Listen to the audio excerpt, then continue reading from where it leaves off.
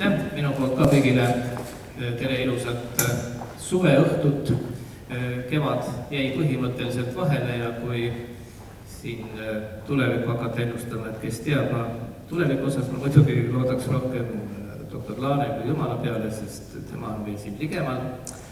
Aga me rääkisime sellel teemal raadios tõesti, ma nüüd kuupäeva täpselt ei julge öelda, see oli kuskil märtsi keskel ja see oli see aeg, kus me tõesti ei osanud aimata, mis meid ees ootab.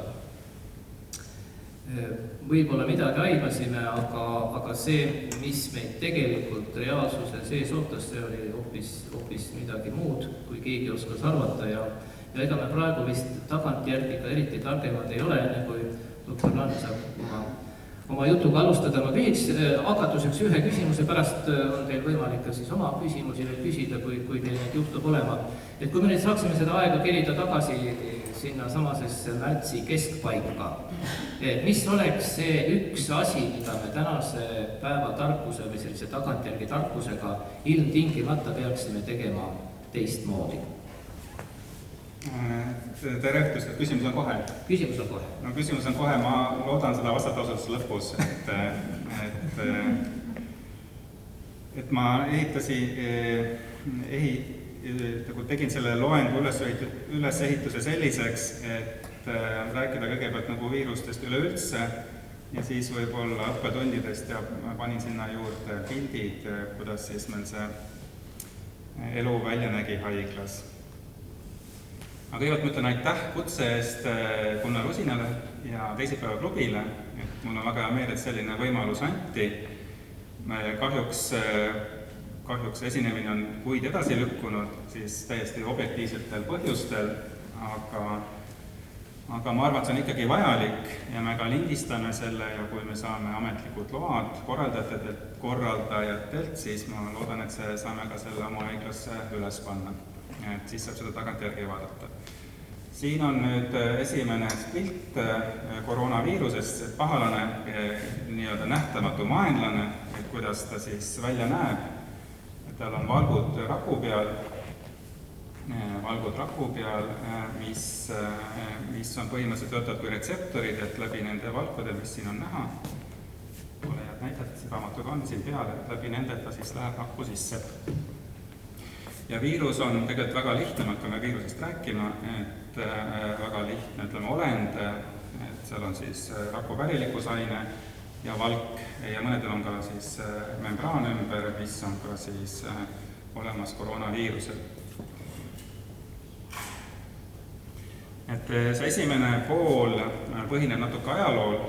Ma arvasin, miks ma seda nii tegin, ma arvasin, et kui me räägime viirusest, nähtamatust maailmasest, siis on hea vaadata kaugemasse minevikku, et mis siis viirusest räägitakse ja mina olen erialalt arst, et võib-olla minu keel on väga keeruline, mis on ülikoolis õppinud, et on siis raamat Viirused ja elu olemus. See on minu isa raamat, see on publitseeritud aastast 1967 ja isa autogramm on siin 1969 ja seda ma lugesin lapsena. Et jah, et räägitakse karmadest, et üks küsimus, miks ma siin olen ja kuidas siis elu kõik kujuneb. Et üks on siis ajalugu, see raamat, mida ma lapsena lugesin, see oli väga põnev raamat minu jaoks. Ja tegelikult siin on ka üks selline teine üllatus, et minu esimene õpetaja on täna ka kohal, Helja Ränk, Tallinnas, kui ma läksin kolmandasse keskkooli. Et minu esimene klassijuhataja on ka siis kuulamas, et ütleme 41 aastat hiljem, kuidas on tema õpilane hakkama saanud. Aga ma loeksin ette selle kõige esimese lause sellest raamatust. Et eessõna. 1935. aastal õnnestus Wendell Stanley viiruse eraldamine, puhastamine ja kristalliseerimine. See oli esimene veenev tõend, et mõned viirused on molekulid, mis mõnes suhtes sarnanevad niisuguste inertsete ainetega nagu suhkur või sool. Selle saavutuse eest, mis pööras teadusemaailma tähelepanu mõistatuslikule viirusele, sai doktor Stanley 1946. aastal Nobeli keemiaauhinna. et me nüüd räägime siis Nobeli laureaadist, kes on selle raamatu kirjutanud või kokku pannud ja siis esimene pool põhineb just tema raamatul, foto on Anu Vareselt, et ta teeb väga ilusaid fotosid Saaremaast. Ja siis räägime siis viirustest, et ma loodan, et see annab mõningase vastuse teie küsimustele, et mis võib ees oodata ja kas me siis peame viirust kartma või ei pea või kas me üldse saame midagi teha või ei saa midagi teha.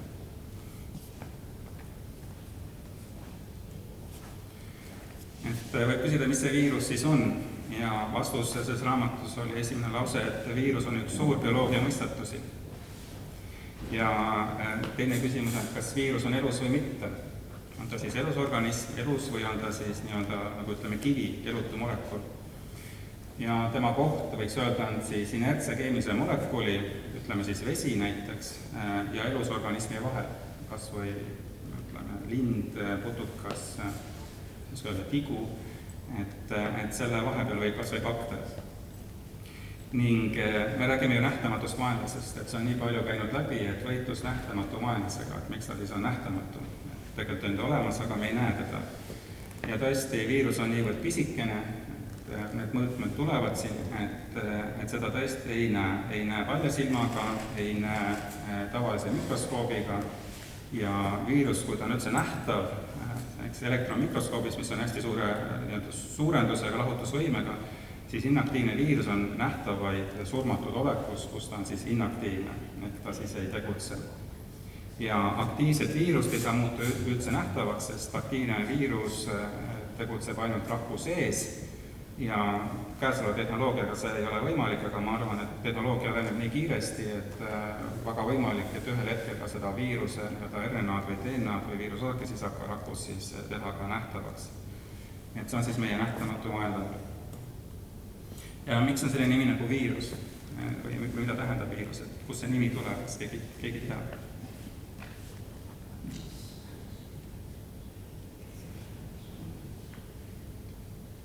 Me kohe jõuame sinna, aga miks jälle ma selle küsimuse panin, et kui me räägime, kuidas me nüüd toime tuleme või milleks me valmistume, siis me peame teadma, millega me tegemist või kellega on tegemist, et sellepärast see küsimus ka siin on.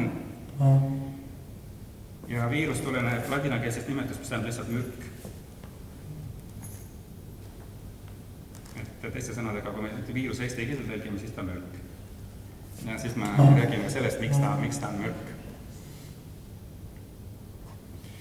Ja kui on püütud viirust defineerida, ma võtsin just täpselt selle sama õpiku aastast 1967 inimese keeles kirjutatud, see on väga oluline, inimese keeles kirjutatud, et kui nüüd viirust määratleda, et arstikeeles on see siis definitsioon, et kui viirust määratleda, siis ta miski nakkuslik, põhjustab siis nakkuse ja on äärmiselt väike ja millel on võime põhjustada haigusi peaaegu kõigis elusolendeis ja mis võib paljuneda vaid elusrakus. Ühesõnaga, et viirus jääks ellu, ta peab paljunema, endas nii-öelda järglasi tootma, mis meie jaoks on täiesti nagu arusaadav, nagu iseenesestmõistetav. Ta seda saab siis teha ainult teise raku sees, olgu selleks siis loomnerakk või inimese rakk, taimerakk, seen, bakter või ka ainurakne. Ning kui me vaatame viiruse elutsüklit, eks ole, sünnime, siis kasvame, vananeme ja lõpuks sureme, nii see elukäik on. Nii on ka siis ilmselt viirusel, aga kui vaadata viirus, siis suurema osa oma ajast, oma elust on ta elutu kui kivi ning võib jääda selliseks aastateks. Et ta nagu uinunud olekus, ennast üldse märku, aga ta on olemas. Et see on jälle võib-olla üks vastus, et mis meid võib ees oodata. Ja siiski, et võib viirus mis tahes momendil ellu arvata, et on vajalik vaid nakatamiseks kõlblik rakk. Et kui ta kohtab rakku, mida saab nakatada, siis ta uuesti aktiveerub ja siis hakkab paljunema. Nii et selline pikk taktika viirusele, et ta tõesti võib olla aastaid täiesti olematu, täiesti märkamatu ja siis ühel hetkel tekitada suure pahanduse.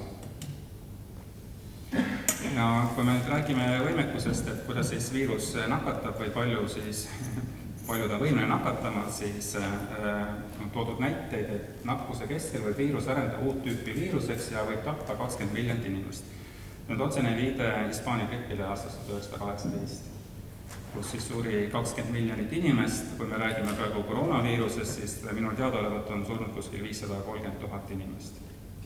Veel miljonini ei ole jõutud. Ja elanikkond on ju palju suurem kui oli aastal 2018. Et kui me nii võtame, siis praegune viirus on tunduvalt vähem tappev, kui oli gripiviirus 100 aastat tagasi. Siis on toodud ka välja, et üks polioviiruse, mis siis tekitab laste halvatust, et polioviiruse osake võib nakatada inimese raku ja mõne tunni jooksul toota 10 000 uut viirust. Et kui üks viirusosake, ainult üks nakatab raku, siis ta annab 10 000 uut järjest. Ja iga üks nendest on siis sama nakkuslik kui algviirus. Eks ole, me sünnitame ühe lapse ja võib-olla on ka mitmikud, aga 10 000, et missugune organism suudab siis produtseerida 10 000 uut järglast. Nii et see on siis üks viirusomadus, hästi palju järglasi. Ja kui nüüd viirusi kontsentreerida nad näiteks ühte katseklaasi, siis põhimõtteliselt ühes katseklaasis, no ütleme, see on siis 5–10 milliliitrit, ühes katseklaasis isegi vähem, kui sinna viirus põhja sadestada, siis ühes katseklaasis võib viiruste hulk olla piisav, et nakatada kõik inimesed maailmas. Seda oleks ka aastal 1967, ma arvan, et on ka pädev ka praegu. Nii et see on jälle selline viirusomadus, et nad on äärmiselt nakkavad, vähemalt osad nendest. Teistpidi öeldes viirus on siis parasiit, mis paljuneb või reprodutseerib, eesti keeles siis paljuneb ainult elusas rakus ja kui ta on kord juba rakku sisenenud, siis toimib ta selliselt, nagu oleks ta raku osa raku enda kromosoomide komplektis. Kromosoomid on siis raku osad, kus on pärilikkusaine ja viirusel õnnestub rakku sundida uute viiruste produtseerimisel. Nii et kui viirus läheb rakku, siis ta sunnib rakku produtseerima just enda järglasi. See on ka siis viirusele fundamentaalne omadus, mis teeb viirusest viirus. Mis on veel huvitav, et te olete kindlasti kuulnud teooriaid, kas see oli nüüd tehislik viirus, kas ta oli biorelv või oli ta looduslik viirus. Tõesti sellele küsimusele ma ei oska vastata, kas ta on nüüd looduslik viirus või biorelv. Et see on täiesti eraldi rääkimine eraldi inimestega, aga siin on üks aga, et juba aastal 1969 või 1967 kirjutati, et niimoodi, et isegi väljavaade saada viirusi tellimise peale, toota, kunstlikult teha neid, ei ole enam ebarealistlik. Me oleme juba ära õppinud aastast 1960, kuidas tahtmise järgi tekitada individuaalses viiruses püsivaid muutusi, mis antakse edasi muutunud osakeste järglastele. Ühesõnaga, et 1960 juba teati, kuidas siis kokku panna viirusi, kuidas nende pärilikkusainet muuta ja siis muutunud viirus siis toodab täpselt neid muutunud viirusi.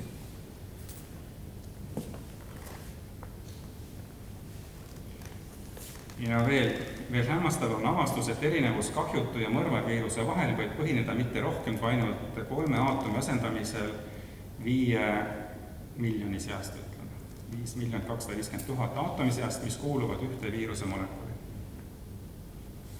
See on põhimõtteliselt väga väike mutatsioon, võib-olla üks amiinohappe asendus või DNA asendus, ühe nukleotiidi asendus või paari nukleotiidi asendus.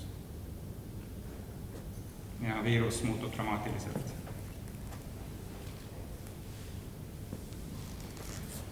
Me rääkisime nähtamatust vaenlasest, et ei ole võimalik siis näha, et kui suur on siis viirus, et keskmine viirus on suuruses 60 nanomeetrit. See on 10 astmes miinus 9 meetrit, et 10 astmes 6 on miljon ja 10 astmes 9 triljon, see on siin hästi suur, et ühesõnaga imepisike. Viirus on tõesti imepisike. Ja kui panna nüüd rakku, siis keskmine viirus on kuskil 60 nanomeetrit ja väike loomne rakk on siis suurusjärgus 9000 nanomeetrit. Nii et sinna mahub siis ka öeldakse rohkelt viirusi. Ning kui palju viiruseid on siis, mis ma leidsin kirjandust, nüüd vaatasin praegust kirjandust, et iga inimkeha raku kohta arvatakse on olemas 10 astmes 8 viirust. on siis 10 miljonit viirust ühe raku kohta. Et viirused on absoluutselt igal pool ümberringi. Ja teistpidi kirjeldati, et viiruste koguarvu biosfääris on 10 astmes 31. Selline arv, 10 astmes 31, mis siis kõik siis võivad muteeruda. Et me rääkisime, et viirus on mürk, et kust ta siis tuleb, miks ta nimi on mürk. Et selle nimetuse andis Hollandi botaanik Martin Willem Beijerinck aastal 1898. Tema tegi sellise katse, et siis ta võttis tubakataimi, mis olid haiged ja hõõrus neid viiruse vedelikuga, selle mürgiga, mis on läbinud glasuurimata portselanist valmistatud filtri, mille poorid on küllalt väikesed, et kinni pidada igasuguseid mikroobe. Ühesõnaga siis suruti läbi mingi portselanfiltri aastal 1898 vedelikku ja see vedelik, mis sealt siis poorist välja tuli, ei tohtinud või ei saanud sisaldada ühtegi mikroobi. Kuid ometi see vedelik põhjustas siis infektsiooni või haigust teisel tubakataimel. Et seal vedelikus oli miski, mis põhjustas haigust. Ja jälle siin on võib-olla vaja ajaloosta rääkida, et mõned autorid ütlevad, et see viirust nii-öelda esi peaks olema Dmitri Ivanovski Venemaalt Peterburist, et 6 aastat varem tegi täpselt samasuguse katse, aga tema sai ka siis täpselt samad tulemused, aga interpreteeris, et ta tõlgendas katsete tulemust teistmoodi. Et tema arvas, et see on ikkagi kas siis mingi mikroobi jäägid või mikroobidest eritunud mürk või ühesõnaga tema nagu ei pidanud seda viiruselt nagu eraldiseisvaks osakeseks. Ja siis Hollandi botaanik pidas, et sellest tuleb mürk, et oli siis vedelik, tollel muidugi teatud osakesed, et selline mürgine vedelik. Aga on võimeline põhjustama siis haigust teisel taimel. Ja siis ka tol ajal ei tuntud midagi elavat, räägime siis eelmise sajandi algusest, mis oleks väiksem kui umbes 150 nanomeetri suurune kopsu ja kopsukeelme põletikku esile kutsuvat mikroobi ja samal ajal ületanud ühegi keemilise molekuli mõõtmed 22 nanomeetrit, nii et see viirus, eks ole, kui ta on 60 nanomeetrit keskmine viirus, ta on täpselt seal vahel, mis on siis elutoine ja siis elus mikroob, et ta mahub sinna vahele. Ja aastal 1935 siis ilmselt Stanley isoleeris ja kirjeldas molekuli, mis oli seni suurim tuntud keemiline molekul ja siis täpsemal uurimisel selgus, et see väiksem või see suurim molekul ja väiksem organism on tegelikult üks ja seesama, et selle nimetus ongi siis tubakamosaigi viirus, mis oli siis nii-öelda see mürgine vedelik, mis põhjustas haigust teise tubakataimel. Ja on teada, et tubakamosaigi viirus moodustab kristalle, ütlesime, et viirused võivad olla nuilunud olekus aastaid, võib-olla aastasadu, hästi kaua, et nad on siis hästi vastupidavad ja siin siis kristallides on näiteks mustmiljon hiiglane hulk viirusi tegelikult koos, et ta saaks moodustada kristalle. Ja kui vaadata individuaalselt üksikut viirus, siis ta on selline kepik, et ta suurus on umbes 300 nanomeetrit pikk, nagu mingi bakter võiks olla suuruses ja ka teistpidi on tema diameeter läbimõõt on 18 nanomeetrit, et kui need kepikesed üksteise otsa panna, ta võiks isegi tulla lõpuks mikroskoobis nähtaval, aga ta on liiga õhuke, et teistpidi seda näha. Nii et need kepikesed siis moodustavad neid kristalle, et hästi palju koos on.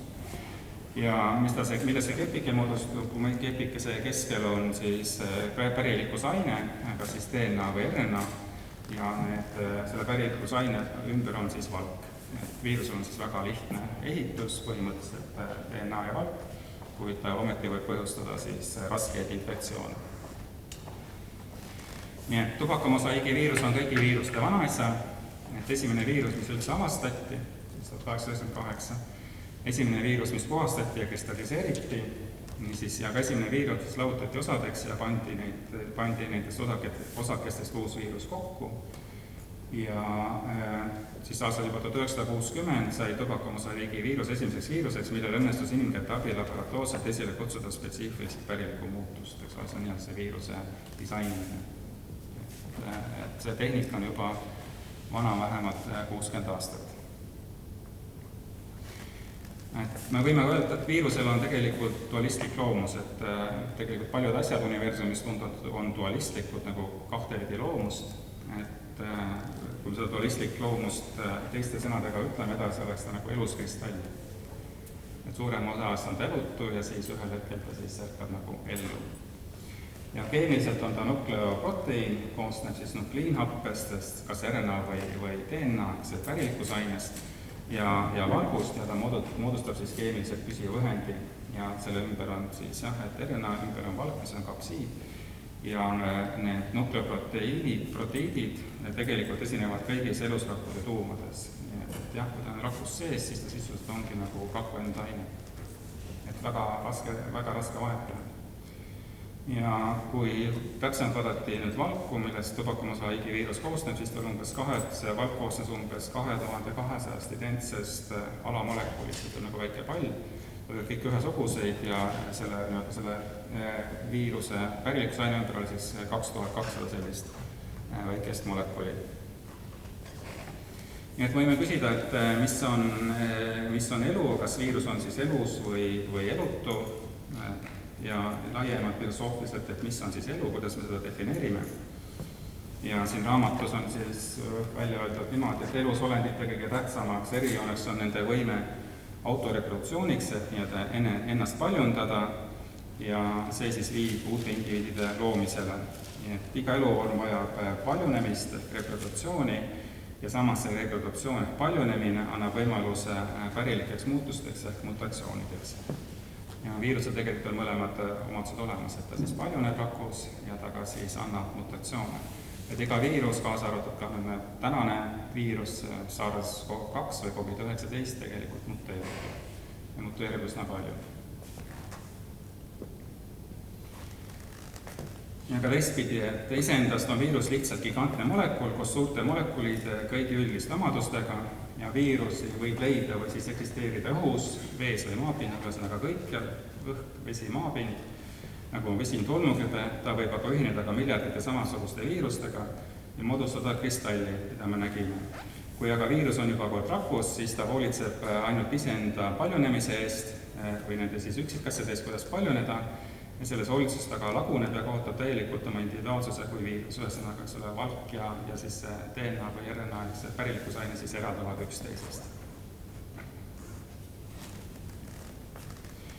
Ja veel kord, et viirus kui inertne molekul, nagu siis mineraalne eksistents, et see periood kristallina võib kesta aastaid, on isegi sajandeid ja tema aktiivne elu võib olla piiratud ainult mõne tunniga või isegi siin raamatus öeldi, et ka näiteks 13 minutiga.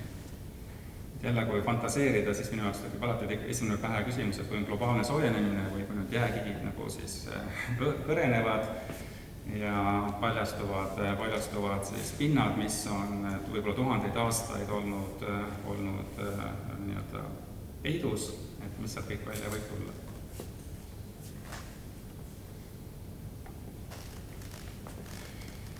Ja reprodutsioon ehk paljunemine on siis vastutav elu pidevuse eest meie planeedil, ega kui me ka ei paljune, siis ühel hetkel meid lihtsalt ei ole inimesena kui liigina. Ja see fakt, et elusolendid muteeruvad, et indiviidid sünnivad vahel tunnustega, mis pole päritud kummaltki vanemalt, kujutab endast aga asjaolu, mis on teinud võimalikuks elu evolutsiooni, nii nagu me seda tunneme. Teiste sõnadega kõik muutub. Meie ka muutume, viirus ka muutub ja see on paratamatu. See on nagu loodusseadus. Et me kõik muutume. Viirus muutub, meie muutume, kõik muutub. Ja mida see muutumine siis tähendab nii-öelda, ütleme, arusaadavamas keeles, et jälle siin raamatus on toodud näide, et kui loodi edukas gripivastane vaktsiin, influentsavastane vaktsiin aastal 1943, siis ta osutus täiesti võimetuks juba aastal 1957-1958 esinenud gripiepideemia vastu, mis tuli ka Aasiast. Huvitav kombel kõik need asjad tulevad Aasiast. Väga huvitav küsimus teisele inimesele, miks niimoodi? Miks kõik need viirused millegipärast algavad Aasiast? Suurem enamus, mitte kõik, aga teeme suurem enamus. ja mutatsiooni põhjustab sageli mõni looduslik faktor nagu kosmiline kiirgus. Et mõni päev tagasi me lugesime uudist, ma arvan, et kõik on lugenud, et mingi saladuslik radioaktiivne pill oli Eesti kohal, ja siis jälle öeldi, et kust see tuleb, keegi ei tea, et nüüd arvatakse, et mingi reaktor on kuskil. Aga see suurem kiirgus võib põhjustada viiruse mutatsiooni. Nii et jälle, eks on küsimus, et mis see tulevik toob, et võib-olla siit saab jälle omale vastus, et mis see tulevik siis võib tuua. Ja tänu mutatsioonidele on viiruste tunnused ja käitumine alatises muutumises. Ilmuvad viiruste uued tüved, mis suudavad nakatada taimi või loomi, mis olid varem viiruste rünnakute vastu tundetud, ja teised mutantsed viirused jällegi kutsuvad esile täiesti uusi haigussümptome, arenguid nakatunud organismides. Võib ka nii olla, et algne viirus oleks tappev olnud ja nüüd see uus mutatsiooniga viirus ei ole tappev ja siis keda ta ründab ja veel näiteks inimene veel. Viirusele tegelikult ei ole üldse kasulik inimest tappa, üldse ta organismi, mida ta ründab tappa, sest kui ta tapab ära veremees organismi, siis ta ühel hetkel enam ei saa paljuneda. Ja see rakusurm või organismi surm on selline õnnetu kõrvalmõju selle paljunemise protsessi juures, kui me vaatame. Nüüd ka koroonaviirusega, kui ta muteerub, et jällegi siis ta võib muteeruda sedapidi, et muutub rängemaks, kurjemaks, võib ka muteeruda selliselt, et ta muutub järjest leebemaks.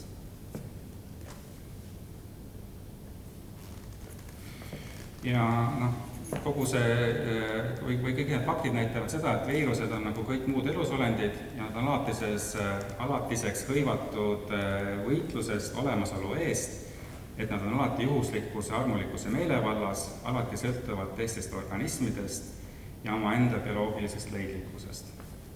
See on küsimus, et mida me siis tegelikult saame kontrollida ja mida me ei saa kontrollida kui inimesed. Kas või seda radioaktiivset pilli. Vähemalt kui ta on juba kohal. Ja kui nüüd vaadata jälle siis elu olemuse küsimust, et me kõik tegelikult vajame energiat, kas või hingamiseks, et me vajame hapnikku, kui hapnikku ei ole, siis me oleme läinud mõned minutiga. Et me vajame palju asju, et elus püsida. Et jah, lühidalt öeldes vajame energiat. Ja kui me räägime viirusest, siis tema ise nagu energiat ei tooda. Et ta nagu energiliselt ei ole kuigi elus. Aga nii et kui viirus nakatab rakku, siis ta mitte ainult ei lagune tükkideks ja kaotab oma samasuse siis valguühendiga, nukleotiidiga, vaid viirus jätab kogu selle paljunemisprotsessi, kogu selle energia ja kogu töö rakku enda teha.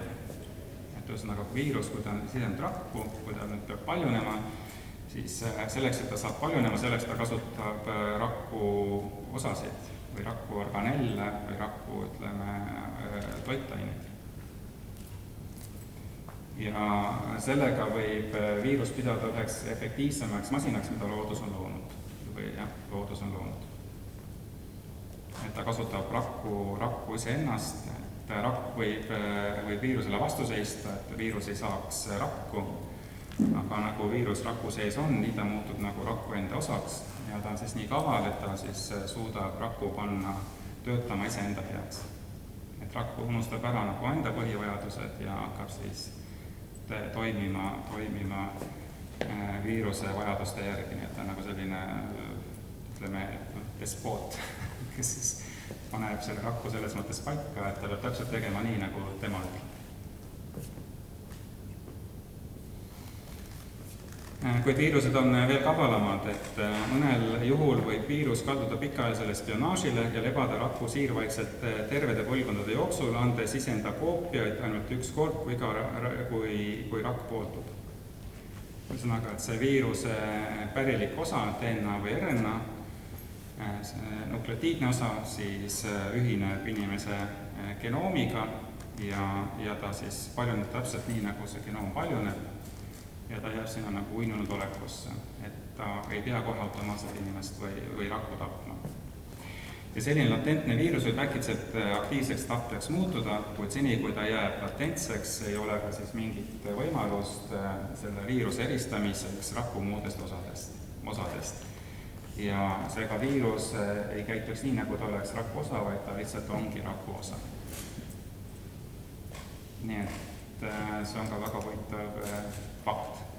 Ja minule teadaolevalt, nii palju mina lugenud, et kuskil 5% inimese genoomist on viirus päritul. Nii et viirused on siis ka meid muutnud pika evolutsiooni käigus, kuskil 5%. Kogu genoomist on siis viiruslikku päritul. Ja viirus võib tappa siis mitut moodi, et siin on toodud näiteks poliomüeliidiviirus, mis tekitab laste halvatust, et ta siis lüüsib raku, et ta siis teeb raku katki, et rakk lõhkeb ja sellest väljuvad siis äsja moodustunud viirused, kuid on ka teised haigused toodud näiteks nagu gripp ja mumps, et sellistel juhtudel rakk ei lähe katki, aga need uued viirused imbuvad siis aegamisi rakust välja. Ja otseselt viirus siis nakatanud rakku ei lagunda. Ja on ka palju karmimaid või hullemaid viirusi, kui näiteks infektsiooni tekitav viirus. Et on ka viiruseid, mis põhjustavad vähki, kasvajat. Ja ta siis stimuleerib infitseeritud rakku ebanormaalset kasvu. Rakk, mis on normaalne rakk, siis tegelikult nagu ei lähe katki, ei sure, vaid ta muutub hoopis kasvajarakuks, hakkab ebanormaalselt paljunema. Nii et see on ka siis üks, mida siis tegelikult vähemalt teadlased, viroloogid kindlasti teavad või peavad teadma. Esimene viirus, mis inimesel avastati, oli kollapalaviku viirus aastal 1901. Esimene viirus oli siis taimeviirus, tubakumusaki viirus, mis üleüldse kirjeldati ja esimene inimese viirus on siis aastast teada 1901 on siis kollapalaviku viirus. Üks küsimus on kindlasti selline, et kuidas me ennast kaitseme viiruste vastu. Aga tihti küsitakse, et mida me saame siis teha. Ja mina on tavaliselt öelnud viimastes vastustes, et hea tuju on üks parim kaitse. Hea tuju on üks parim kaitse. Näitena siin toodud siis herpes või vööturatis. Ta on siis meil organismis sees. Tavaliselt on ta uinuvas olekus, ei põhjusta mingeid sümptome, kuid võib muutuda aktiivseks inimese kurnatuse või emotsionaalse surutise perioodidel. Ja ma teile seda molekulaarset mehhanismi ei oska öelda täpselt, kuidas ta nüüd toimub, aga minu üldine arusaamine on selline, et ta siis selline kurnatud olek või emotsionaalne surutis, ütleme siis, teise sõnadega halb tuju, depressioon või hullem, et ta langetab inimese immuunsust. Ja kui inimese immuunsus on langenud, siis kõik need, need mikroorganismid või pahalased või ka viirused on siis võimelised uuesti aktiveeruma. Inimese organism, ilmselt immuunsüsteem suudab neid viiruseid hoida kontrolli all, ta võib organismis olla, aga ta ei ole aktiivne ja kui immuunkontroll nõrgeneb, siis viirused tõstavad uuesti pead. Ma arvan, et võib-olla ka ise märkate või oma elu jooksul märganud, kui on väga raske ja tõesti on selline väga stressirohke periood, võib-olla ollakse tõesti emotsionaalselt madalseisus, siis võib ka kergemini haigemaks jääda. Ja tavaliselt inimesed, kes on ühestujus, siis nendel haigus üldiselt kulgeb, kui nad jäävad haigeks, kulgeb kergemini. Et see sõna, et mitte muretseda või mitte üle muretseda ja olla, optimistlik, ma oskagi eesti keelde panna, nii palju õppinud, kuidas seda optimistlikku tõlkida. Et see tuleb kindlasti tervisele kasuks. Külmetus, et seda keegi ei oska väga head nime anda sellele, mis külmetus siis täpselt tähendab või kuidas ta siis tekib. Et ilmselt siis rida viirusi põhjustavad külmetussümptome, ka gripiviirus. Ja juba siis teada juba ammustest aegadest, 60 aastat tagasi, et need viirused on eriti ebastabiilsed. Et nad muteeruvad siis palju. Ja nad muteeruvad sagedamini kui paljud muud viirused ja koroonaviirus on ka siis üks selline, mis on tõenäoliselt ebastabiilne, ta ka siis muteerub palju ja kes on võib-olla ise lugenud kirjandust, et kas Islandil juba leiti 30 erinevat üle ja ilmselt neid leiab veel. ja kui me räägime siis teisest lainest, siis on jälle puht objektiivne küsimus, et see viirus, kas nüüd tagasi tuleb teise lainena või mingi esimese laine nii-öelda kuidagi järelainetusena, et kas on sama viirus või see on see uus viirus. Uus viirus selles mõttes muteerunud viirus. Ja on ka räägitud vaktsiinidest, et selline üldine maailmapoliitika on selline, et kõik ootavad vaktsiini, minu teada Euroopas on tellitud, ma ei tea, kas 400 miljonit vaktsiini, 400 miljonit ja juba on ära tellitud firma käest ja ma ei teagi, kas see vaktsiin üldse töötabki, aga tellitud ta on, ma olen nii lugenud. Et viirustõbede sellise mitmekesisuse, et nad siis muteeruvad ja ebastabiilsuse tõttu ei saa kunagi lõplikult lahendada viiruslike haigustega võitlemiseks määratud uute vaktsiinide loomise ülesannet, isegi teoreetiliselt mitte. Nii et see on siis küsimus vaktsineerimiste kohta, et kas vaktsiin kaitseb. Vähemalt see on mõistlik arvamus, et kui koroonaviirus on sarnane gripiviirusele, siis me teame, et gripi vastu tuleb iga aasta ennast vaktsineerida. Me teame samuti, et need vaktsiinid on varem valmis, kui on gripihooaeg. Et see on nii-öelda ennustatav gripp, mis tuleb. Minu jaoks on täiesti arusaamatu, kuidas sa niimoodi ennustada, aga ilmselt keegi saab. Ja siis ka loeme seda, et mõnikord juhtub niimoodi, et ei tulnudki see gripp, mida ette ennustati. Teiste sõnadega kogu vaktsineerimine oli tulutu. Ja sama võib kehtida ka koroonaviiruse kohta. Et kui me seda lindistame ja võib-olla keegi hakkab seda vaatama, siis ma ei taha öelda, et ma olen selline vaktsineerimiste vastane ja propageerin, et ärge vaktsineerige ennast. Aga tõde vaktsiinide kohta tegelikult peab teadma. Et kas nad on ohutud või ei ole ohutud, mis on kõrvaltoimed ja mis on eeldatav nii-öelda kasu ja mis on eeldatav oht. Aga praegu hetkel kõik siis seda koroonaviiruse vaktsiini ootavad, et sellega siis loodetakse, et haigus saadakse kontrolli alla või haiguspuhang lõpetada. Ja ka väga võimalik, et see ka saavutatakse, kuid see võib tähendada väga lihtsalt seda, et järgmine aasta me vaktsineerime ennast uuesti ja 3. aastal jälle uuesti ja 4. aastal jälle uuesti. Nii et võime siis olla olukorras, et me ei vaktsineeri ennast mitte gripi vastu iga aasta, vaid vaktsineerime mitme viiruse vastu iga aasta. Ja mis puudutab veel vaktsiine, siis on juba aastal 1960 välja öeldud 67, et viroloog jätkab ka tulevikus uute mutantsete vaktsiinina kasutamiseks sobivate viirustüvede otsinguid. Viirused kannavad ikka jälle uusi mutante, mis osutuvad kõigi varem loodud vaktsiinide suhtes indiferentseks ehk toimetuks. Ühesõnaga ühel hetkel see nii-öelda vaktsiin, mida me oleme siis leitud või toodud, siis ta enam ühel hetkel ei toimi, nagu see gripivaktsiin on siis ka ennast näidanud. Nii et see on tegelikult debatt, ma ütleks, viroloogidele ja infektsiooniarstidele, et kui nad võtavad tegelikult bioloogia aluseks, et mis on siis see tõenäosus, et kui efektiivne on vaktsiin. Ja mis on see reaalselt saadav kasu. Muidugi levik, et kuidas siis viirus levib, kuidas koroona levib. Ja kui me räägime nüüd viirustest laiemalt, siis viirused rändavad mööda õhku, maad ja vett. Ühesõnaga nad on kõiki, nagu me oleme ka maininud juba. Nad rändavad lennukeid ja putukaid liiklusvahendina kasutades, lendavad ka omaette tuulest kantuna. Ma tegin selle rasvaseks kohe, tasub meeles pidada. Ja levikuks kasutavad viirused linde, laevu, bussi ja kalu. Nii et viirused on kavalad. Viirused mitte ainult ei või, nad koguni peavad rändama, et elus püsida. Et kui viirus ei paljune, jääb alatiseks milleski vähem tähtsamaks kui pisike tolmukübe. See on jälle nagu loodusseaduseks. Ta peab rändama. Et nad on kuidagi nii loodud. Miks see on loodud? Kuidas üldse viirus on tekkinud, keegi ei tea, kuidas on viirus tekkinud. Mis on see alge? Miks? Kus kohast viirus pärib? Lugesin sellist teooriat, et kunagi tekkis RNA, mis hakkas ise paljunema. Et see on nii-öelda, see kulub juba selliste õudusulme valdkonda, et kui on mingi osake, mis hakkab ise paljundama ennast, et mis ta siis võib kõike tekitada. Kui viirus on juba inimese organismis, et kuidas ta siis levib, et viirused on siis veres, lümfisüsteemis ja võivad ka siis levida mööda närvikiud. Näiteks mis head organismid, sütomegalaviirus, Epstein-Barr viirus, seesama see poliomüliidiviirused, ma arvan, et paljud viirused jäävadki organismi. Minu jaoks on ka lahtine gripi küsimus, et kas, ütleme, gripp on siis soon, et kui me jälle külmetame, kas siis on see viirus, mis meil on sees nii-öelda, kui me saame näiteks tuult ja immuunsüsteem langeb, kas siis see viirus, mis meil on sees, aktiveerub või saame hoopis uue viiruse.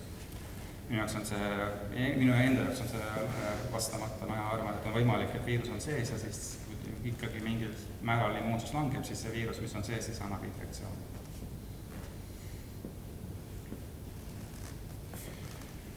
Kuid siis viirusel on veel trikke, mida siis peaks teadma ja mis tekitab veel rohkem küsimusi, et nüüd raamatust on siis nagu otsetõlge, et jälle nüüd plagiaadis ei süüdistataks, siin on siis kirjutatud enam-vähem sõna-sõnalt maha, mis selles raamatus on kirjutatud. Et viiruse transpordi ainus näide, mida võib pidada veelgi tähelepanuväärsemaks, on juhtum, kus viirus heidab endalt passiivse osatäitmise ja muutub kandjaks, selle asemel, et olla kantav. Et sellisel juhtumil saab füüsiliselt abitu viirus korda sellega, et hõivab rakutuumast täpsemalt raku päriliikusainest teatava tähtsusega tüki ja kannab selle vigastamatult üle teise rakutuuma. Ja seda protsessi tuntakse transduktsiooni nime all. Ühesõnaga viirus, mis läheb rakku, ta võib ühineda siis raku enda päriliikusainega, võtta sealt siis mingi osa enda külge ja siis kõik tema järglased hakkavad seda edasi kandma. Lisaks mutatsioonidele. Et see on teine protsess, mutatsioon on veel üks protsess, see on nagu lisaprotsess. Raamatus toodi näide, et kui viirust põhjustab, ütleme, bakterites, kui nad tapavad baktereid, panna katseklaasi või petritassi, siis auke. Ja tavaliselt põhjustab viirus siis ainult väikese auke. Ja kui ühel hetkel hakkab sinna petritassi ilmuvad suured augud, siis näitab mutatsiooni. Et siis on juba viirus muteerunud, ta põhjustab suuri auke. Või kui need augud on läbipaistvad või hägusad ja kui neid viiruseid segada nii-öelda hägune viirus, mis põhjustab häguseid laike, mis põhjustab selget laike, mis põhjustab väikest laiku ja suurt laiku, siis te saate kõik 4 kombinatsiooni lõpuks. Et see on ka nii-öelda looduse poolt kaasa antud, mõtleks universaalne seadus. Et kui me räägime vähktõvest, koroona minu teada vähki ei põhjusta, minu enda spetsiifika on hematoloogia, verehaigused ja vähktõbi kuulub sinna juurde, sellepärast ma ka siia panin. Et ma mõtlesin, et äkki ka mõni koolilapsin, aga ma ei näe, võib-olla nagu õpetajaid ma näen, et saavad anda edasi ideid võib-olla siis nüüd praegusele generatsioonile, et mõnikord selline hea uus on ära unustatud vana. See on ka tegelikult selline kuldne tere. Et 1903 juba öeldi mõni aasta peale esimese viiruse avastamist, ütles siis Prantsuse bakterioloog Amédée Borel, et viirused võivad kuidagi vähktõvega olla seotud.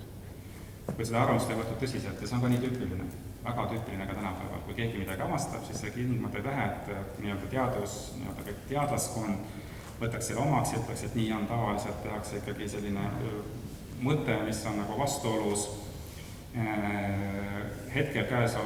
käesolev hetkel sellise arusaamisega, mis on nagu radikaalselt selle vastu, et enamasti tehakse see maatasas inimene, kes ütleb teistmoodi.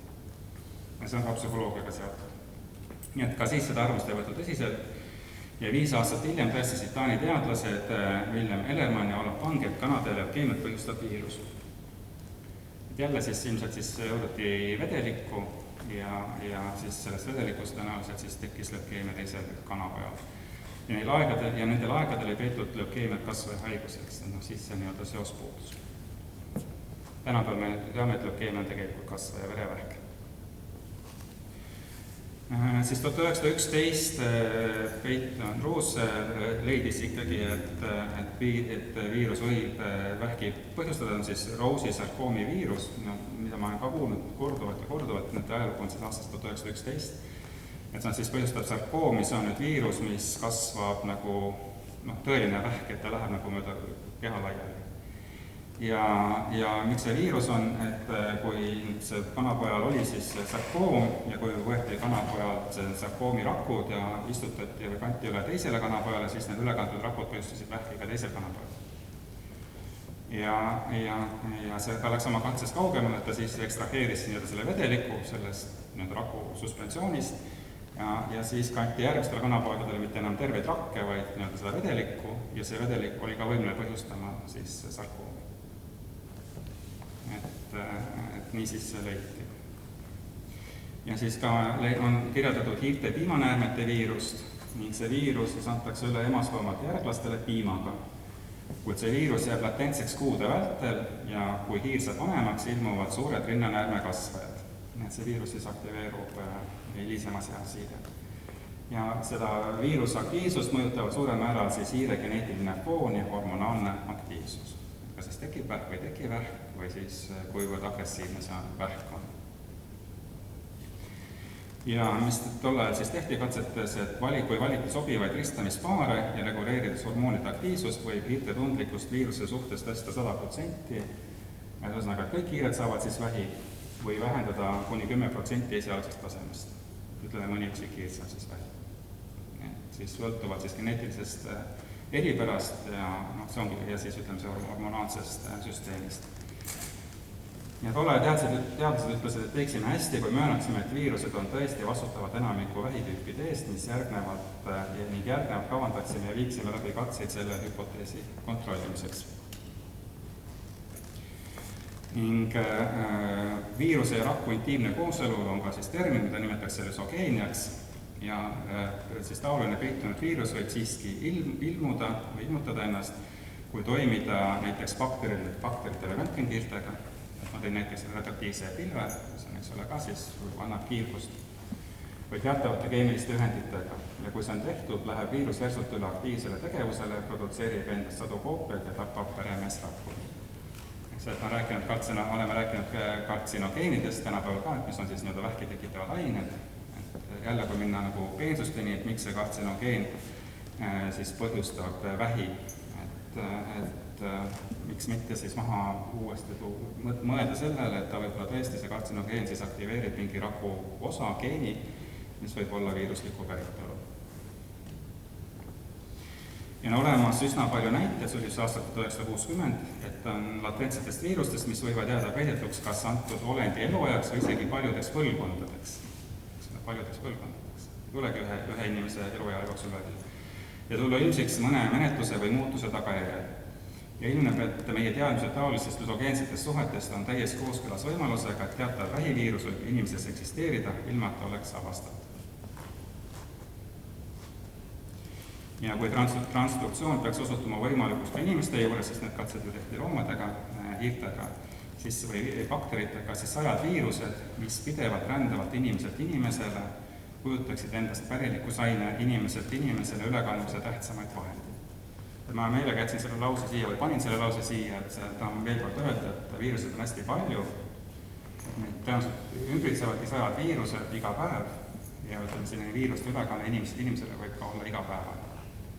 Aga see ei tähenda, et me jääme haigeks. Või ka mingid kerged külmutussümptomid või aga siis natuke hullumeelne on mõelda, et võib-olla kellelgi tekib siis kunagi vähk. Eks ole, kui mõelda niimoodi väga süngetes värgides. Elu on näidanud, et vähk on, vähki tekib, aga vähk ka sageneb, et eks see on täiesti omaette teema, et kas see on siis mängus siis keskkonnategurid, näiteks meie toit, mis töödetakse tänapäeval või mingid taimemürgid, mis kasutatakse või on viirused. Ütlen ühe lause sinna lõppu selle viiruste ja inimeste kohta, aga ka lahus vähiküsimusest tähendab fakt, et inimene oma rakkudes nii palju viirusi kannab, ja et neid pidevalt antakse üle inimeselt inimesele, seda seoses mainitud viirustega, mis olid siis rinnavähiviirus ja ütleme, leukeemiaviirus kanadel, peaksime alati valvel olema translatsiooni võimaluse suhtes. Ja vaevalt me teamegi, mida nimetada viiruseks ja mida geeniks, sest on ilmne, et aeg-ajalt need kaks mõistet kattuvad ja tähistavad tegelikult ühte ja seda sama. Kus on sama, et see viiruse osake läheb siis inimese genoomida nagu mingi uus geen või muudab mingit geeni. ja me teame, et inimese kehas käivad läbi paljud viirused, mis alles mõni aasta tagasi olid tundmata, kusjuures me paljudes praegugi ei tea, mida need sealt korda saadavad. Ja sama lihtne ka koroona kohta tegelikult, ega me ju tegelikult täpselt ei tea, mida see koroona meie sees teeb. Me teame, et viirused võivad peremeesorganismis säilida terveid põlvkondi, kas infektsioonilises või mittenakkavas vormis, kas siis nakkavas vormis või mittenakkavas vormis, ja me teame, et viirused võivad muteeruda ja sel teel anda uusi senisest erinevaid haigussümptome esile kutsuvaid viirustüvesid, et uut haigust. Ja me teame ka, et viiruse toime on erinev sõltuvalt peremeesorganismi east, pärilikkusest, toitumusest ja hormonaalsest tasakaalust. Me teame, et erinevad kantserogeensed agendid või võivad siis latentseid viiruse aktiveerida ning sellega põhjustada peremeesrakkude hävimise. Ja lõpuks me teame, et viirused võivad vähki esile kutsuda, kuid ka samal ajal on leitud viirused, mis võivad ka siis nii-öelda seda vähkudet lammutada. Et jah, on see universumi duaalne iseloom või loovus. On olemas üsna palju näiteid latentsetest viirustest, mis võivad jääda peidetuks kas antud olendi eluajaks või isegi paljudeks põlvkondadeks ja tulla ilmsiks mõne menetluse või muutuse tagajärjel. Ja ilmneb, et meie teadmised taolistest lüsogeensetest suhetest on täies kooskõlas võimalusega, et teatav vähiviirus võib inimeses eksisteerida, ilma et ta oleks avastatav. Nii et see on nagu viiruste olemusest. Et see lause, mis ma teile tahtsin öelda, on ka üks väga tuntud teadlane, Hans-Ur Hansen peaks ta nimi olema, kes siis töötas välja HPV vaktsiini, mis on siis ainukene vaktsiin, mis on siis nii-öelda efektiivne kliinikus, on siis papilloomivastane vaktsiin. Eestis jälle käib nüüd siis poleemikat, kas siis noori tütarlapsi kas siis vaktsineerida või mitte. Ja tema on arvamusel, et näiteks soolevähk, mis on ka hästi tuntud vähk või selline laialdaselt leviv vähk, et soolevähk on tegelikult viirusliku päritolu, on tema hüpotees. Ja kus see viirus siis tuleb ja arvatakse, et siis tuleb nii-öelda sellest veiselihast, punasest lihast. Kes tahab jälle otsida, tänapäeval internetis võib seda leida.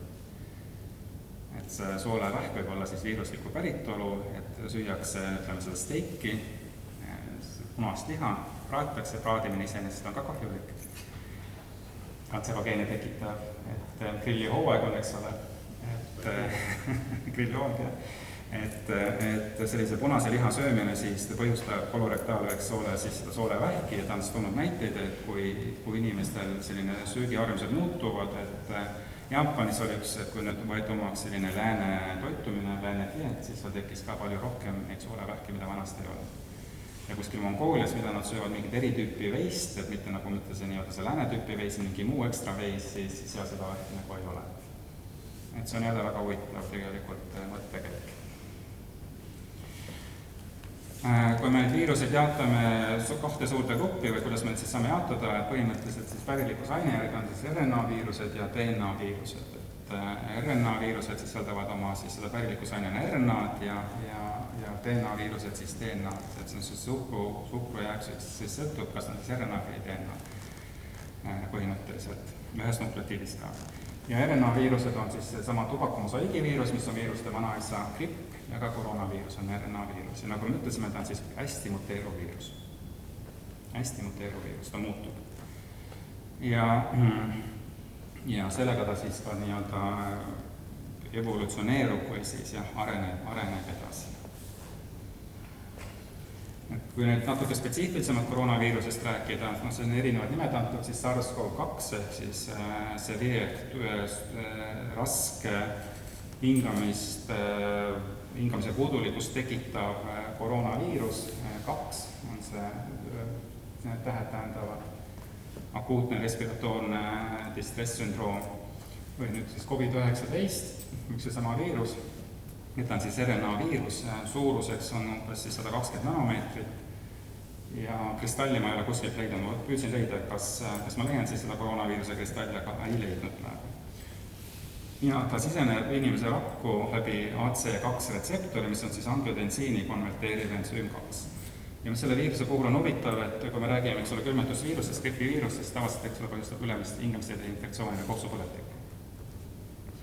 Nüüd me peame siis vaatama, et koroonaviirus räägitakse ka, kui alguses räägiti kui gripist, siis külmetushaigus, siis külmetusviirusest. Tegelikult me peame vaatama, kus AC2 retseptor asub organismis, tähendab, et viirus saab sellesse rakku sisse minna ja siis põhjustada siis erinevaid sümptome või sümptomid, mis kaasnevad nende rakkude hävinemisega. Mis me veel teame, et viirus on väga nakkav. Kui nakkav, seda me siiamaani täpselt ei tea. Öeldakse, et üks inimene võib nakatada 2-3 inimest, mis on juba nagu öeldakse, et nakkav, aga on lugeda kirjandust, mis väidab, et ka 5-6 inimest. See on nagu ülinakkav. Et teiste sõnadega, kui viirus oleks siin ühel meist praegu aktiivne, siis tõenäoliselt kõik oleks nakatud, kui see viirus oleks aktiivne. Ja kui me alguses tõesti rääkisime koroonaviirusest, kui ütleme gripist või kõrmetushaigusest, siis minu silmis on koroonaviirusinfektsioon tegelikult süsteemne infektsioon, süsteemne põletik, et neid retseptoreid, AC2 retseptoreid, mille kaudu viirus rakku siseneb, neid esineb ka siis soolestikus, neerudes, siis suguelundites, meestel, ka naistel, ma vaatasin, aga rohkem meestel, nagu munandites, seenepõiekistes, ka siis südamelihases, kihtnäärmes, raskoes, natuke vähem kopsudes, maksas, sapipõies, neerupealistes ja veel vähem, kuid siiski esineb ka ajukoores, luudis, veresoontes, põrnas ja lihastes. Et olete kuulnud, eks ole, neuroloogse sümptomid olete kuulnud, igast muid sümptomi olete kuulnud, ka veresoonte sümptomid olete kuulnud.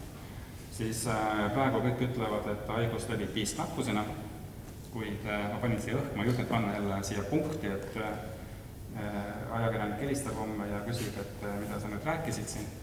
Aga ma võin öelda, et mitmed teadlased on kirjutanud WHO-le, et nad arvavad, et see on ikkagi õhuteel leviv viirus. Millal nüüd WHO seda ametlikult omaks võtab, on teine küsimus. Ja ka pindadelt, eks ole, et viirus võib levida ka siis pindadelt. Peitaeg sümptomitest, kui inimene saab viiruse, millal sümptomid avalduvad, et keskmiselt on see 5-6 päeva ja üldiselt ei ole pikem kui 2 nädalat. Sellest tuleb see 2-nädalane karantiin, et kui 2 nädalat pole sümptomid olnud, et siis tunnistatakse nagu inimene terveks. Et see jälle looduses meditsiinis on väga vähe, mis on absoluutne, et tegelikult on ka siis juhtumid, kus paranemine võtab kauem kui 4, kui see peitaeg võib olla kauem kui 14 päeva, on kirjeldatud ka 21 päeva ja ka isegi kuni 28 päeva. Et kes tahab olla nagu absoluutselt kindel, see peaks olema karanteenis 4 nädalat. Mitte 2 nädalat või 4 nädalat. Aga enamustele piisab sellest 2 nädalast. Ja sümptomid on väga varieeruvad, mida ka siis kõik ilmselt teavad, et võib olla köha, palavik, külmavärinad, hingamisraskused, raske hingata, hingamispudulikkus, luulihasolud või lihtsalt nagu kehavalud, kurguvalu võib olla, lõhna või maitsetundlikkuse kadumist ainsana sümptomina näiteks kõhulahtisus, mis võib olla ka ainult näiteks üks õhtu. Ja me just vaatasime, et need AC-retseptorid on ka soolestikus. Peavalu võib anda, eks ole, siis mõned ütlevad, et on nii väsinud, et ei jõua mitte midagi teha, selline väga suur väsimus või ka iiveldust oksendamist, nii et väga erinevad varieeruvad sümptomid, et me, kes on käinud haiglas, on pidanud täitma tervisedeklaratsiooni ja jälle me oleme silma kinni pigistanud, ka Terviseamet on silma kinni pigistanud, et näiteks seal ei ole kõhulahtisust, et kui me selle sisse paneksime ja keegi sõi halba toitu või midagi riknenud toitu, seda juurde ei saa, seda on kõht lahti. Et kus see piir läheb, on jälle nagu omaette teema. Ka haiguse kulg on see väga varieeruv, et jälle mina isiklikult arvan, et tõenäoliselt enamus meist põevad viiruse läbi kodus, et nad ei vaja haiglaravi, et organism saab nagu oma jõududega hakkama. Ja need, kes vajavad haiglaravi, kus tõesti see haigus on väga tõsine, mis võib siis lõppeda ka surmaga, et need on siis enamasti eakad, tegelikult Kuressaare haiglas, kes surid olidki eakad, välja arvatud meie enda töötaja ja kaasuvate haigustega patsiendid, voodihaiged, kelle immuunsüsteem on juba iseenesest tagamata. Et need on kõige suuremas ohus. Et see on jälle siis küsimus tuleviku jaoks, et kas me teist lainet peame kartma, kas ta tuleb ja kui hull see võib olla. Et võib-olla siit saab mingisuguseid vastuseid või vihjeid. Küsimused, mida me teeksime teisiti, kui nüüd tõesti tuleks uuesti uus laine või esimese laine järelainetus. Et mis me nüüd siis teame, et haigla personal tuleb siis kõik ära testida, mida me ei teinud. Ka riiklik poliitika ju tegelikult tol hetkel ütles, et ei pea testima ainult sümptomitega inimesi, kelle sümptomid ei ole, ei testi, täiesti ametlik riiklik poliitika. siis hooldekodu tõendusosakonnad, need tuleb nii-öelda esmases nii-öelda koheselt ära testida, nagu me teame, et viirust saab uuesti peale. Haigla osa hooldekodude patsiendid, ma arvan, et kui me räägime haiglast, siis ei ole mitte ainult nii-öelda see hooldekodude ja õendusosakond, vaid tegelikult siis kõik haigla patsiendid võiks olla testitud sellel hetkel. Ja mis on nagu teisiti, ma arvan ka, et personal on enam teadlik ohtudest. Et jälle ei ole saladus, et meil küllaltki palju oma töötajaid haigestus ja see haigestumine oli just selle esimestel päevadel või nädalatel. Kui me nüüd lähme ajas edasi ja vaatame neid inimesi, kes meil appi tulid, siis minu teada ei haigestunud nendest mitte keegi. Et kui osatakse ennast kaitsta või ollakse teadlik ohtudest, siis tõenäosus nakatuda on tunduvalt väiksem. Eks oleme alati öelda, et ma olen 100% kaitstud, aga ütleme peaaegu 100% kaitstud. Et kindlasti personal on palju teadlikum nendest ohtudest ja oskab nii-öelda kaitsta ennast kui ka teisi. Kõik oleme inimesed ja ka arstid on inimesed, ka siis õed on inimesed, hooldajad on inimesed, ka siis need kõik, kes töötavad haiglas, kas või tugipersonali on inimesed.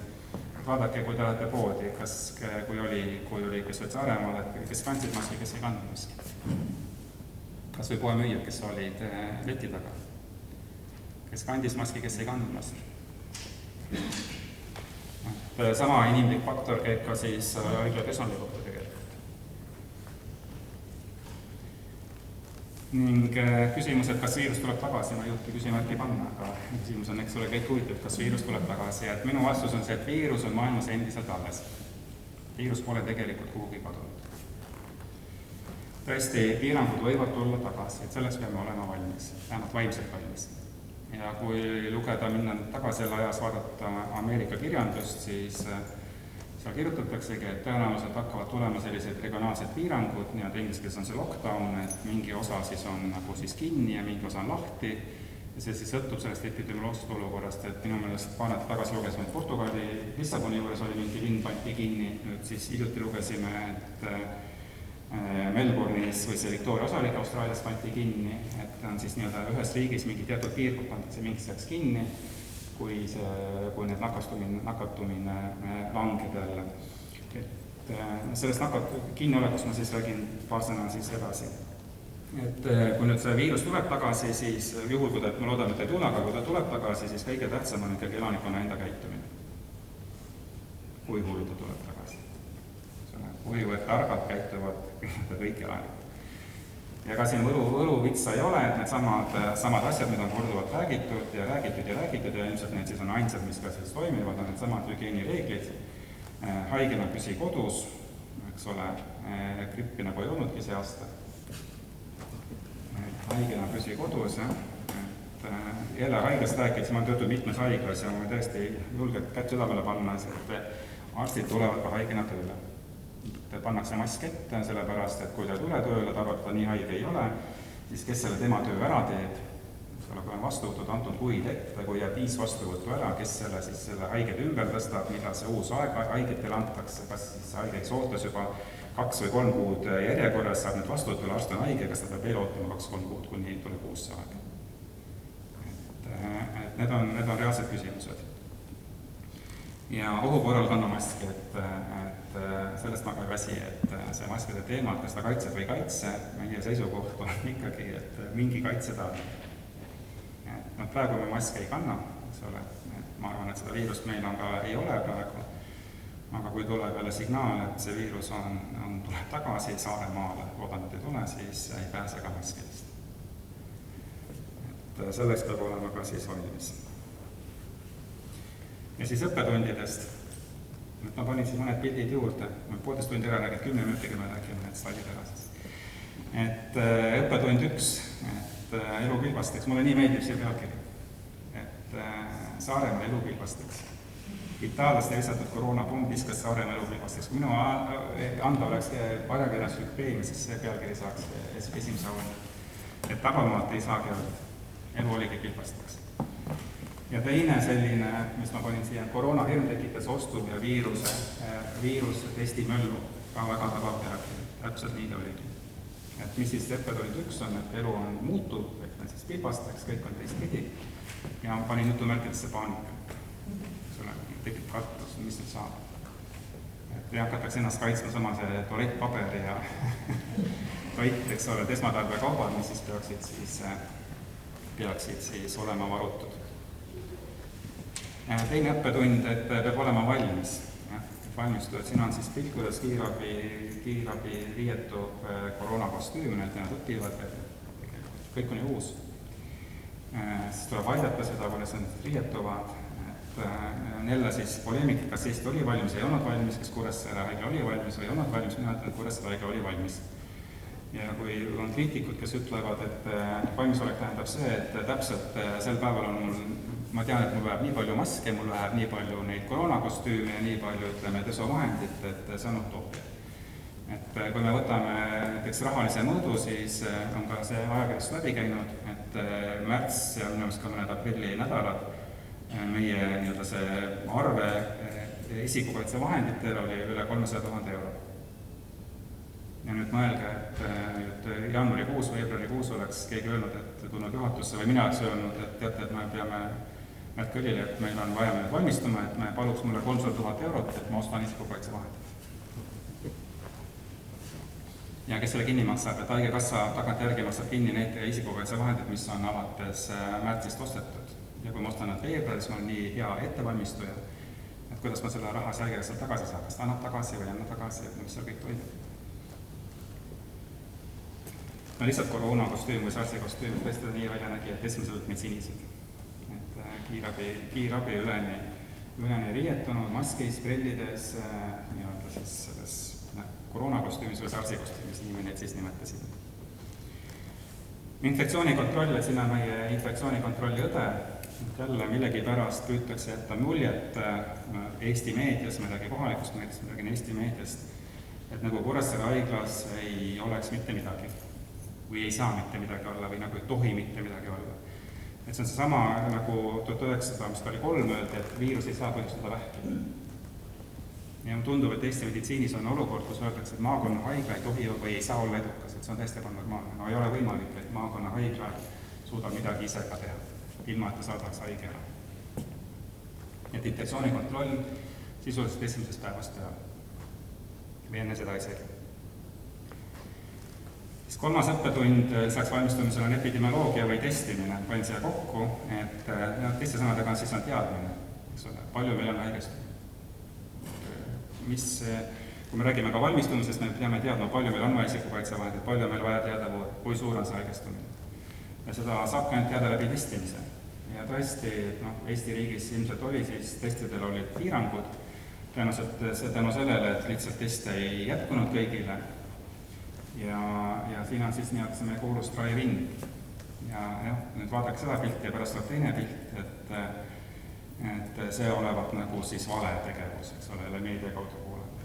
Et see, mis siin nagu tehti, inimene on kostüümis, täiesti kaitstud, siin käes on tal see pult, mis ninna torgatakse, siis on see kott, kuhu pannakse see sisse, et see nagu siis levitaks infektsiooni. Et selline on nagu olnud siis seisukohad, mis on minu arvates ülekohtune meie vastu. Kuid testid näitab, et ikkagi abi oli olemas, näitas on siis Kaitseliidu siis masin, kus siis sai siis hoida neid tarvikuid. Ja siin on ka Kaitseliidu või Päästeameti kohaliku päästerapukesse abi, triaažitelgid. Eesmärk oli see, et nakatunud või kui inimene tuleks nüüd haiglasse, et ta tuleks nagu erakordse meditsiini osakonda, et ta siis ei marsiks üldse haiglas sisse, et äkki on nakatunud ja kuna ta on väga nakkav viirus, siis kõik on nakatunud, vaid see haige testitakse ära selles telgis. Ja siin on 2 telki, et üks telk oli mõeldud sellele, et kui ta vajab näiteks mingisugust mõningad tunnid või ma ei tea, öö, siis ta võiks olla nagu seal telgis. Et mingisugused manipulatsioonid saab telgil. Reaalne elu oli see, et oli ikkagi nii külm, et seal saab teha mingeid manipulatsioone. Aga testisime küll seal telgis, või kui tulid nagu mingite väiksemate probleemidega, siis sai telgist need protseduurid ära tehtud. Nii et 2 telki, et me soovisime, et infektsioon majja satuks, aga mis reaalne elu näitas, eks ole, et infektsioon oli ikkagi majas. Jälle küsimus, et kas me saame ära hoida seda, mida tegelikult ära hoida ei saa. Õppetund 4, hooldekodud. Just need vanemad inimesed, kes on hooldekodudes, ka õendusosakondades, et kui sinna viirus sisse läheb, siis ta levib nagu kulutuli. ja siin on pilt, see on natuke kronoloogilised pildid, et kui nüüd see epideemia meil siin algas või see katastroof. See on tehtud nüüd Valtsi hooldekodust, me tõesti käisime siis Valtsi hooldekodust ja näete siin pesuvahendit, mis me siis viisime sinna. Ja siis ka käisime vaatamas, kuidas on isikukaitsevahendite varu, kas nad vajavad midagi juurde või vaja juurde. Ja eesmärk on muidugi see, et inimesed ei nakatuks seal, et kui nakatub, et kuhu nad siis need inimesed kõik panna, et kogu hooldekodu nakatub. Et me tõesti hooldekodude peale mõtlesime kohe algselt. Maskid, et nagu üks lemmik pilt, et ametikool on väga hea meie vastu olnud, et aastal 2018 tõendas ta meile, või tähendab, ta kinkis meile disainiõravad ja siis nüüd nad siis õmbrasid meile maske. Ja see kulub jälle valmistumise alla, sulle võib jälle ironiseerida, et on nad vajalikud, läks neid vaja. Aga tol hetkel keegi ei teada, et kui kaua kestab, kui kaua jätkub kirurgilisi maske, palju üldse jätkub respiraatoreid. Ja ma olen nagu nii palju intervjuid ja ka tavaliselt kõik huvitavad asjad ei jõua eetrisse. See on nagu ka loodusseadus, et kõik huvitav, mis ma räägin, see eetrisse ei jõua. Nii ta paraku on. Et mask on mask ja tõesti ma ütlesin, olen öelnud, et täiesti ka avalikult, et haigla vajus marlit. Kui tõesti olukord on nii hull, et mitte midagi ei ole panna, siis meil on vähemalt marlimask. Täiesti häbenemata, et ilma maskita on olla halvem kui mingi maski. Kas palju keegi midagi viiruse vastu kaitseb, võib olla täiesti selles kõige paremas respiraatoris, võtta ta valel momendil eest ära ja saad ikkagi nakatud. See on see tasakaal. Et ma ütlesin, et maskid on head, kui see epideemia käib ja suur tänu ametikoolile. 5. õppetund on kogukonna toetus ja ma arvan, et see on siis, ütleme, kohaliku elanikkonna toetus on siin mõeldud. Kohaliku elanikkonna toetus. Ja ma arvan, et miks ma üldse teie eest enam veel olen, ongi kogukonna toetus. Et ma arvan, et vastasel korral ilmselt oleks juba keegi teine, kui see loeng oleks olemata. Ja miks ma selle pildi valisin, et see on tegelikult natuke meile mõistatus, et see on ühe lapse poolt toodud ja siin ei näe, aga siin ta kirjutab, et jagan teiega oma kommivarusid, siin on kommid, jagan teiega oma kommivarusid, et teil energiat jaguks. Eks meil on kõik vaja energiat. Me ei saa olla viirused, kes kasutavad muud, me ise tootme energiat. Omalt poolt aitan teid sellega, et püsin kodus. Ja siis on nimi all, mida ma välja toon. Kallid arstid, jah, et selle me leidsime, me ei tea, kes selle tõi, aga selline väga armas üllatus, et teil jätkuks energiat ja koguna toetus, see on äärmiselt oluline. No nii nägi välja siis COVID-osakonna ettevalmistus, et see on nüüd lüüsi ehitamine, see oli nüüd esimene siis osakond sise 1, et COVID-1, et see on siis see esimene lüüs, mis me ehitasime. Nii ta nägi siis välja. Erakorraline meditsiin, et jälle, et on arst, kes on välja valitud siia pildi peale, tema tegi kõige suurema töö ära, kui oli kõige raskem olukord. Kui mul oli kõige raskem, kõige hullem päev EMO-s, siis see arst oli, ütleme, kõige suurema, ütleme nii-öelda löögi all. Ja ta tuli sellest välja. Et jah, et see oli tõesti väga-väga pingeline aeg.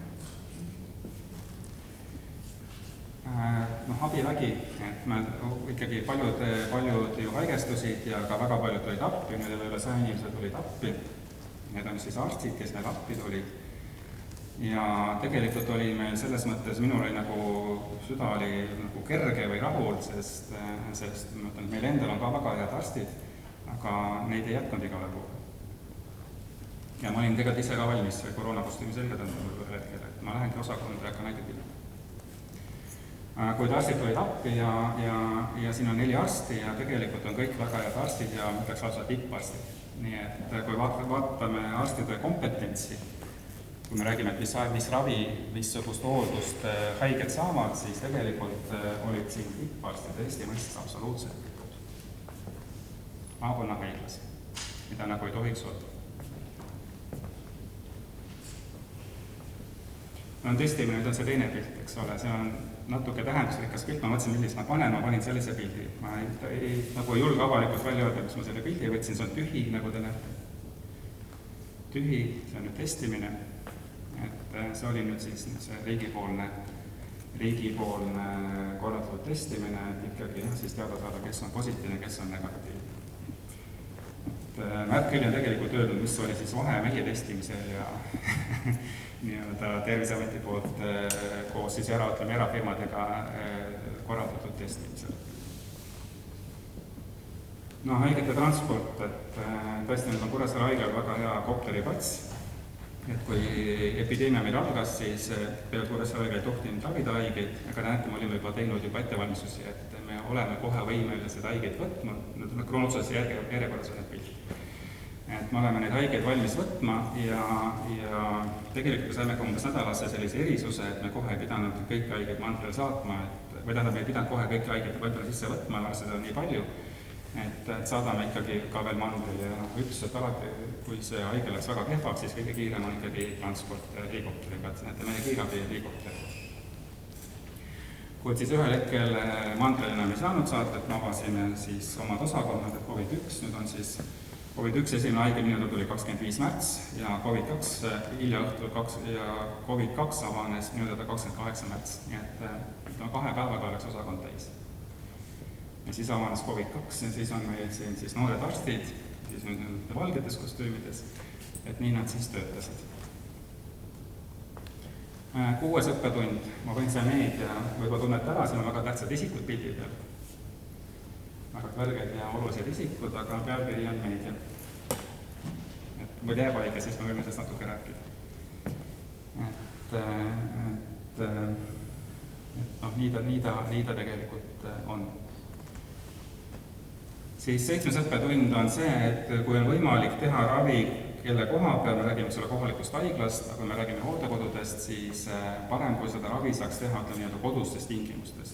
Me räägime hooldekodudest, et siis nagu kui inimene saab ravi kodus, näiteks võtab paratsetamooli, et ka siis see hooldekodu elanik, et ta ei peaks tulema kohe haiglasse, kui on paanika, vaid ta saaks ravi siis oma hooldekodus.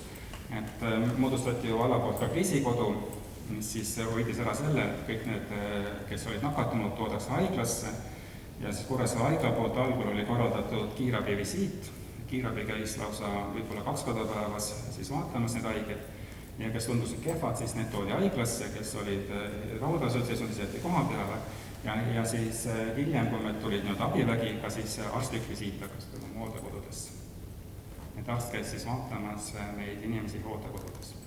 See oli ka minu arust väga positiivne, et see kindlasti aitas ära hoida mõne sellise vanem inimese äramineku või õigeaegse hospitaliseerimise. 8. õppetund on see, et me kogu aeg õpime. Aga kriisi ajal me tegelikult kogu aeg õpime. Et kui mis on tundmatu, me siis vaatame, kuidas sellega hakkama saada. Analüüsime oma tegevust ja kogu aeg õpime. Et see on nüüd 3. korrus, siin on 3. sise, sellest pidi tulema COVID-3, mis jäi õnneks puhtaks osakonnaks. Et see on see lüüsiehitus. See lüüs on nagu suurem, uhkem, parem ja kogu see logistika tegelikult on siin paremini läbi mõeldud. Et see, ütleme, mustas, siit tullakse välja, siin oleks olnud riiete vahetus esmane, siit minnakse veel siis omakorda riidet vahetama ja siis siin on mitu erinevat ruumi, kus siis lõpuks nagu puhtalt saab siit välja tulla. Väljahaigla võtsin ka pildi, kuidas väljahaigla saabus. Et väljahaigla saabumine siis hoidis ära selle, et me ei avanud COVID-3 osakonda, COVID-3 ei puhtaks osakonnaks. Ja kokkulepe oli selline, mis ka toimis, et kui on eelnevalt teada, et patsient on COVID-positiivne hingamispuudulikkusega, siis ta läks otse väljahaiglasse. Ei pidanud tooma majja, et see siis ravi seal väljahaiglas. Sellele pildi mõttes on ajalugu, et ma arvan, et sa võid natuke settimist ja siis ühel hetkel siis võib-olla vaadatakse ka seda operatiivstaapi. See on siis koosolek, et kuidas siis operatiivstaabi tutvustus siis meil haiglas käiks, et see on koos ajaloost. Ja siin on ka siis pilt, lihtsalt ütleme ilus pilt siis, et kuidas meil telk siis päevavalgel välja nägi, et siin oli remotriaaž, et ka siis anti siis telefoni number, et kui on õhtune aeg, et inimest saab siis helistada. Ja välihaigla tulekuga need telgid ka siis kadusid. Ja reaalses elus jälle me õpime, et me nüüd, kui suur see kasutegur nendest telkidest oli, on raske öelda. Haigeid nagu öö läbi seal sees oleks hoida võimalik. see oli ka selge. ja nad ikkagi kogu personal on ikkagi koroonakostüümides. nüüd 9. õppetund on, et karantiin aitab. Kui me räägime jälle teisest ainest, milleks siis peab valmis olema, et Kuressaare või Saaremaa oli siis lõpus karanteenis ja mida siis nagu teaduskirjandus ütleb, mida mina olen lugenud, et kui karantiin kestab 30 päeva, see on nagu piisav, et viiruse levik oluliselt langeks. Kui karantiin kestab 45 päeva, see on siis 1,5 kuud, siis peaks olema viirus surnud. selles mõttes, kui inimesed omavahel ei kohtu, siis see viirus ei saa nagu teisele inimesele enam üle minna. Ja Kuressaare minu teada või Saaremaa lõpus kuskil, mis umbes 2 kuud, 60 päeva. Et 45 päeva me olime kindlasti üle 45 päeva. Ja mis te näete, et siin on sinine joon on Harjumas on 14-päevane tsükkel, et palju siis on haigestunud viimase 14 päeva jooksul. Ja Kuressaares on see vist kas mingi 25 märts või seda on siin 314. Ja edaspidi on ta on järjest siis kukkunud. Nii et karantiin täiesti selgelt võttis. Ja seetõttu ka siis haigla ei olnud nagu ülekoormatud. Et kui ta Harjumaad siin kerib natuke üles, on stabiilne, aga Saaremaa trend on täiesti selgelt allapoole. Nii et need uusi nakatumid tuli väga vähe. Selles mõttes selline karantiin aitab, kui peab võitselt öelda, kas meetmed olid liiga ranged, kas oli midagi väga halvasti, aga epidemioloogia ütleb, et kui midagi ei juhtu, siis ongi kõige parem. Kui midagi juhtub, ei ole meetmed õiged olnud. Kui midagi ei juhtu, siis järelikult meetmed on töötanud. Ja 10. õppetund, see on viimane õppetund sellises loetelus, et professionaalne abi on väga vajalik, ka teretulnud ka Kuressaare, et see on jälle staap. Ja siin on see näitab siis staabi tööd. Ja tõesti, kui on professionaalne abi, eelkõige just nende tugiteenuste osas, ka ütleme sellistel bürokraatlike dokumentide osas, siis siin on äärmiselt suur abi. Ja lõppkokkuvõttes Kuressaare haiglal oli kõige professionaalsem väljumise strateegia põhist haiglatest, mida ka avalikult tegelikult ei öelda. Infektsiooniarst. Ilma selleta oleks olnud siin elu ikkagi väga raske haiglas. Et 1000 tänu infektsiooniarstile. Alati nagu bussid miinused, et infektsiooniarst oli ka väga ettevaatlik või nõudlik selles mõttes, et meil hakati nõudma siis teste ja 2 negatiivset testi. Kus see nagu miinus on see, et mõned inimesed, mõned meie enda töötajad, näiteks õed ei saanud tööle tulla, kuna test oli positiivne, sümptomid üldse ei olnud. Et see on alati selline tasakaalu leidmise punkt. Vitamiin C olete kuulnud, jah? Et siin on siis koolitus Tartu professoriga, ta lubas tulla ka Kuressaarde, ma peaks talle kirjutama, et ütles, et kui kõik on mööda, siis ta nõus tulema Kuressaarde. Ja tegelikult meil oli 2 sellist videokoolitust, üks on meie haigla kodulehe peal, kus on siis need kogukonna sektsioonis, kus saab seda kuulata, patogeneesi. Vitamiin C loengud me kahjuks või vitamiinidest üldse me ei saanud lindistada, kuna ta ütles, et professor ütles, et ta tuleb kohale ja räägib ise otse kogukonnale. See oli ka äärmiselt hariv loeng. Selle ma valisin ka välja nüüd meditsiini uudistest, et Kuressaare haigla abi kogemus, ja siin võiks ka meedia panna juurde, et pealkiri on väga tähelepanuväärne, eriti ma arvan meedia inimestele, et võib-olla nad ise mõtlevad ja ütlevad mingid kommentaare pärast, aga pealkiri on 2 haigla kogemus, kuidas ravitakse haigust, mida pole ravi. Minu on see väga tähelepanuväärne pealkiri, aga mis on veel tähelepanuväärsem, et see pilt on Kuressaare haigla.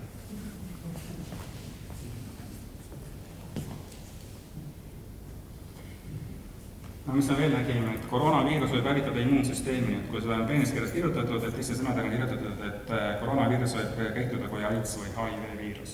Et ta hävitab immuunsüsteemi, et on olukord nagu ütleme AIDSi haiged või HIV-haiged. Ja ma panin pealkirja, et meie kogemus näitas seda samuti.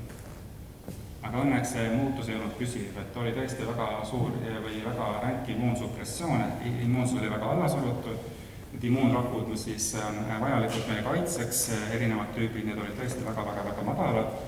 Ja ma arvan, et ka mõni haige suri tegelikult selle tõttu, et need suridki teistesse infektsioonidesse, mis tekkis selle immuunpuudulikkuse tagajärjel. Aga need, kes terveks tulid, siis ikkagi immuunsüsteem taastus.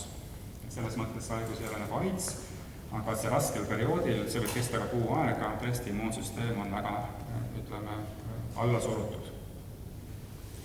See on jälle õppimisprotsess, meelega panin selle pildi. Näete, lüüsid läheb järjest paremaks. see on nüüd teise korruse lüüs, et esimene lüüs ehitati selle osakonna sisse suures esmastes teadmistes ja kiiruga. Teise lüüsi ehitasime siis teisele poole siin osakonda ja siin on siis nüüd siis lüüs, mis on siis nii-öelda mõlemale osakonnale. Nii et me ehitasime ümber ka lüüse.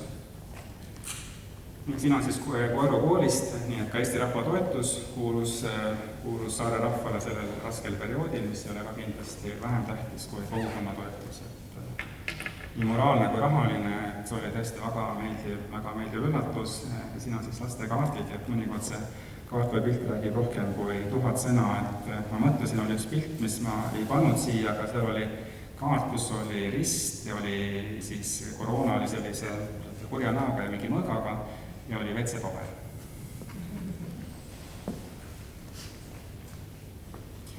Ja siin siis nüüd Veldimaa poole peale, et olukord siis läks järjest paremaks, et ilmad läks ikka ilusamaks, et siin siis COVID-4, see viimane koroonasakond hakkas siis haigetele pakkuma nii-öelda sellist õhuteraapiat või päikeseteraapiat, kuidas kõik siis patsiendid päikese kätte ja see on natuke ajakirjanduslik pilt, et see on kõige kuulsam haige siis.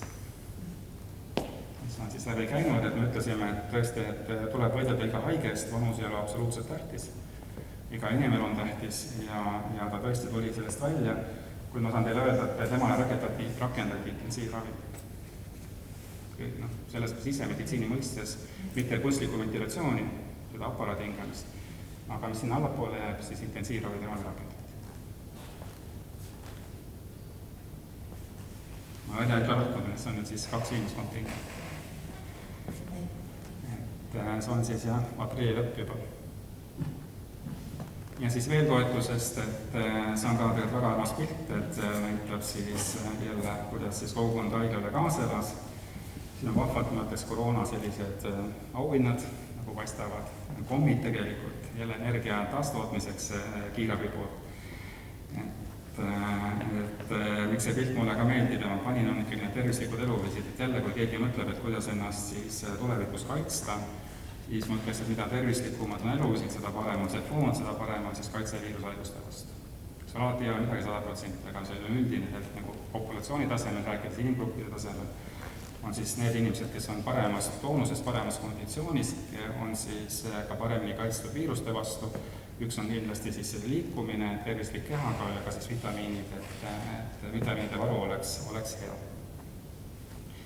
Siin on COVID-4 osakonna sulgemine, et ma olen saanud ka kriitikat nende piltide eest, et kuidas nii ja miks nii. Aga mis selle pildi eesmärk oli, et pildi eesmärk oli näidata, et kogukonnale, et olukord läheb normaalsusesse tagasi. Et saate tulla ka tänavale, ei pea enam olema sul lukus, et olukord läheb järjest paremaks, et ei pea enam kodus niimoodi karta. Suur puhastus. See vesinikperoksiid, millega siis lavustab kõik ära, et tegelikult kui see nagu siis läheb õhku üles, langeb maha ja tapab kõik seal oleva, kui see ulatab üles, et ega seal kaitsekostüümis poleks ka saanud olla. Et kõik aknad teipiti kinni, uksavad teipiti kinni ja see oli süsteem, et siis oli mingi pult väljaspoolt seda, siis näitas seda vesinikperoksiidi taset selles ruumis. Ja see aparaat on tegelikult nii kaval, et tänapäevane majandus on selline, et hästi kallis, et kui te panete sinna mingisuguse selle vesinikperoksiidi kanistri või seda anuma ja kui seal on seda vedelikku oletame 5 milliliitrit vähem, kui läheb selle ruumi puhastamiseks vaja, siis süsteem tööle ei hakka. Juurde kadata ei saa. Tuleb osta uus konteiner, õige vedelik hulka. Kindlasti ma tahaks isiklikult tänada ka siis valla kriisistaapi, kes tegi tõesti väga imelist tööd siin selle 2 kuu jooksul. Et ma räägin kogukonnast siis, et Saaremaa oli edukas, tegelikult see oli kõikide inimeste panus. See oli mitte ainult see haigla panus, vaid kõikide inimeste panus. Vabatahtlikud töötasid ju väljaspool haiglat samamoodi, poodide juures, sadamates, viisid toitu koju et selline kogukonna üksteise aitamine on tegelikult väga inimlik ja äärmiselt tähtis nendes sellistes rasketes situatsioonides. Ma arvan, see on viimane pilt, et president oli meil ja see lause ei taha kuidagi meediasse jõuda, nüüd ma ütlen siis kohalikku meediasse. President ütles meile, enne kui ta ära läks, siin, ta mõtles siis meie haiglad Saaremaalt, siin saavad inimesed abi.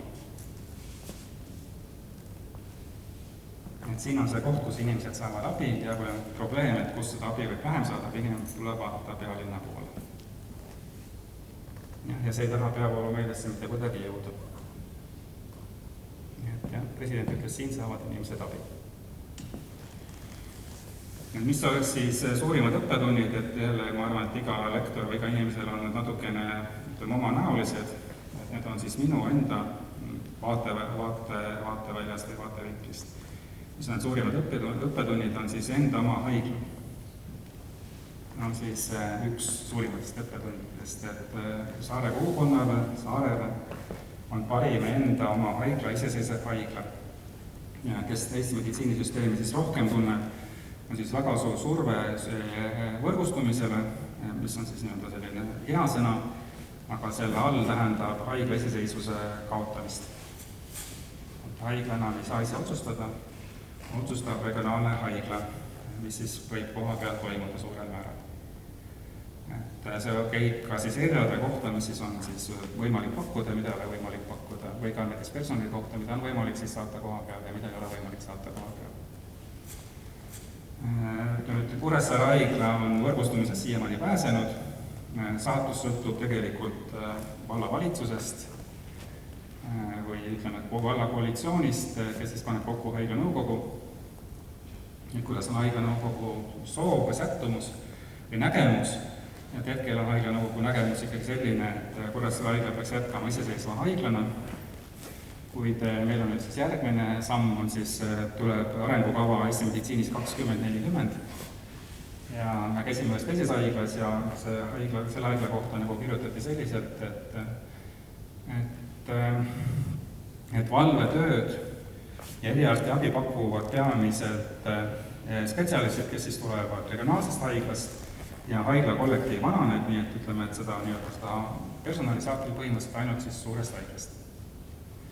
Nii et see komisjon peaks jõudma ka Kuressaare haiglasse ja vaatame, mis nad siis meie kohta kirjutavad. See on siis järgmine samm selles võrgustumises. Kogukonna toetused ikkagi, kui inimesed tunnevad, et häda on käes, siis ütleme, see abi on kõige lähem. Et ikkagi inimeste enda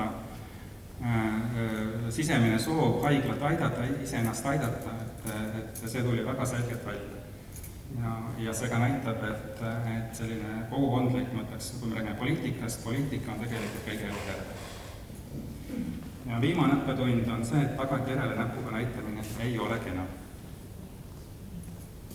Kui me lähme jälle 2 kuud tagasi, öeldakse, miks sa nii tegid, kas ei võinud nii teha, miks sa naapidi tegid, mis ravi see sai, kus sina olid, et see tõesti ei ole kena. Et me peaksime siis valmistuma pigem siis tuleviku jaoks, kui näpuga näitama, mis juhtus ajal, kui keegi midagi tegelikult sellest infektsioonist suuremal määral ei teadnud. Et kõige lihtsam näide on see, et kui patsient oli sisse, siis mina arvasin, et on 7 päeva, nagu kõik. Lähevad koju 7 päeva, siis on uue haige võtta. See selgus, et haige on sees 2 nädalat, see selgus, et on sees 3 nädalat ja mõni on sees 4 nädalat. Tuli teine arst tööle ja oli kaasa, minu meelest praegusel samal arvamusel, ütles, et on juba olnud 3-4 päeva sees, et kirjutame varsti koju.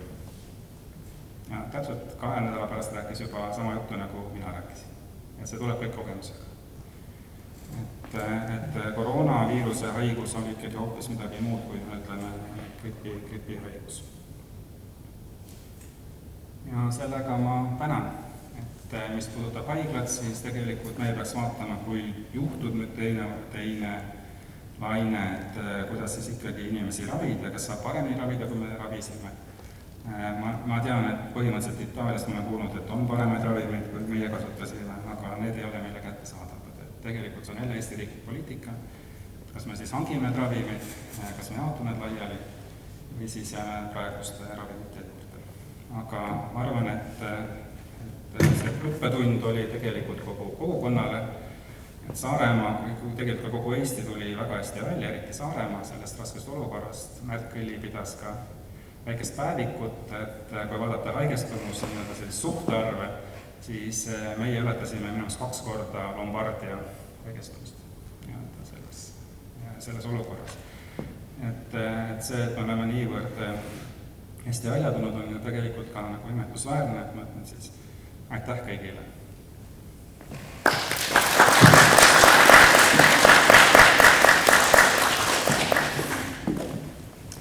No nii, minu esimene küsimus sai väga pika ja väga ammendava vastuse. Lisaks siia võib-olla ühe asja veel, et tegelikult selle esimese osa, mis rääkis nüüd selle viiruse olemusest ja sellest, mis me tast teame, et selle peaks ikka võidud seal märtsi keskel ära pidada. Et see oleks olnud väga hariv ja paljuski võib-olla oleksid inimesed võtnud asja natukene kainemalt ja rahulikumalt, sest ega hirm ei ole hea abimees üheski olukorras. Nii, palju meil veel aega on, peakorraldaja? Laske kiita. Kui kultuurivara laseb, siis nüüd võiks olla see koht, kus siis me kuulaks teie küsimusi. Ja äkki doktor Laane oskab siis ka nendele vastata. Kas on kellelgi midagi hingel? Seda mina võin ju küsida lõpmatuseni. Me oleme seda siin nende kuude jooksul praktiseerinud korduvalt, küll kirjasõnas, küll raadios. Aga kui teil on ka midagi südamel, siis olge kenad. Andke märku. Mina tahaks küll küsida, ma tahaks sellist asja. Aga mikrofoniga ligemale, siis on kuulda. Vabali hääl. Ei, sest oli kedagi. Et ikkagi Kuressaare haiglas haigestus väga palju töötajaid. Et mis selle põhjus võis olla? Sest tegelikult kõik need ilusad pildid, need tehti ju pärast, need ehitused ja asjad. Pildid tehti tegelikult täpselt siis, nagu see päev oli, et päevast 0 hakati pilte tegema, need ei tehtud tagantjärgi. Nad on ka siin näidatud kronoloogiliselt, need pildid. Miks personal haigestus? Meil on 2 vastust sellele, 2 peamist faktorit. Et üks faktor on see, et Kuressaare linnas iseenesest oli haigestumine väga kõrge ja ka meie personal ju kes käis võrkpallimängu vaatamas, kes oli kuskil sünnipäeval, et sellega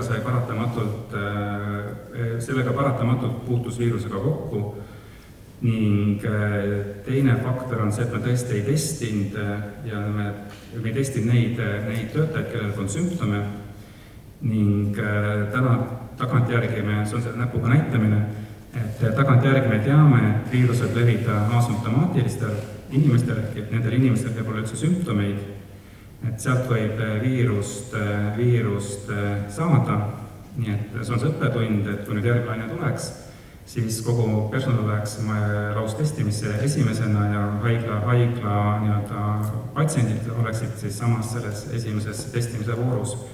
Nii et sellest tuleb see suur haigestumine. Ja minu teada kuskil pooled tulidki välja selles masstestimise käigus, mitte niivõrd sümptomitega.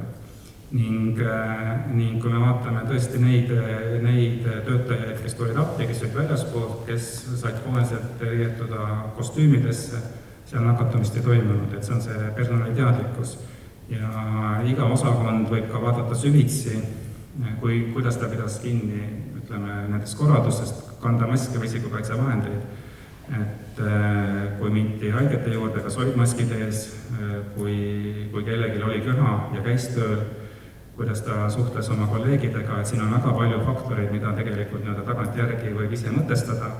Seetõttu ma paningi, et tagantjärgi näpuga näitamine nüüd, et kas sina konkreetselt köhisid mu kõrval või köhinud, kas sul oli kurk valus, kas sul oli mask ees 2 kuud tagasi, et see kahjuks kedagi enam ei aita.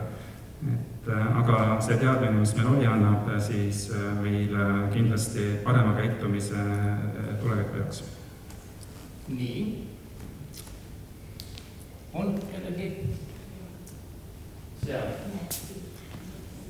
Ma lisan juurde, et kui me vaatame nakatumist, siis nakatumine oli kõrgem osakondades, personali hulgas, kus nagu COVID-it poleks tohtinud olla.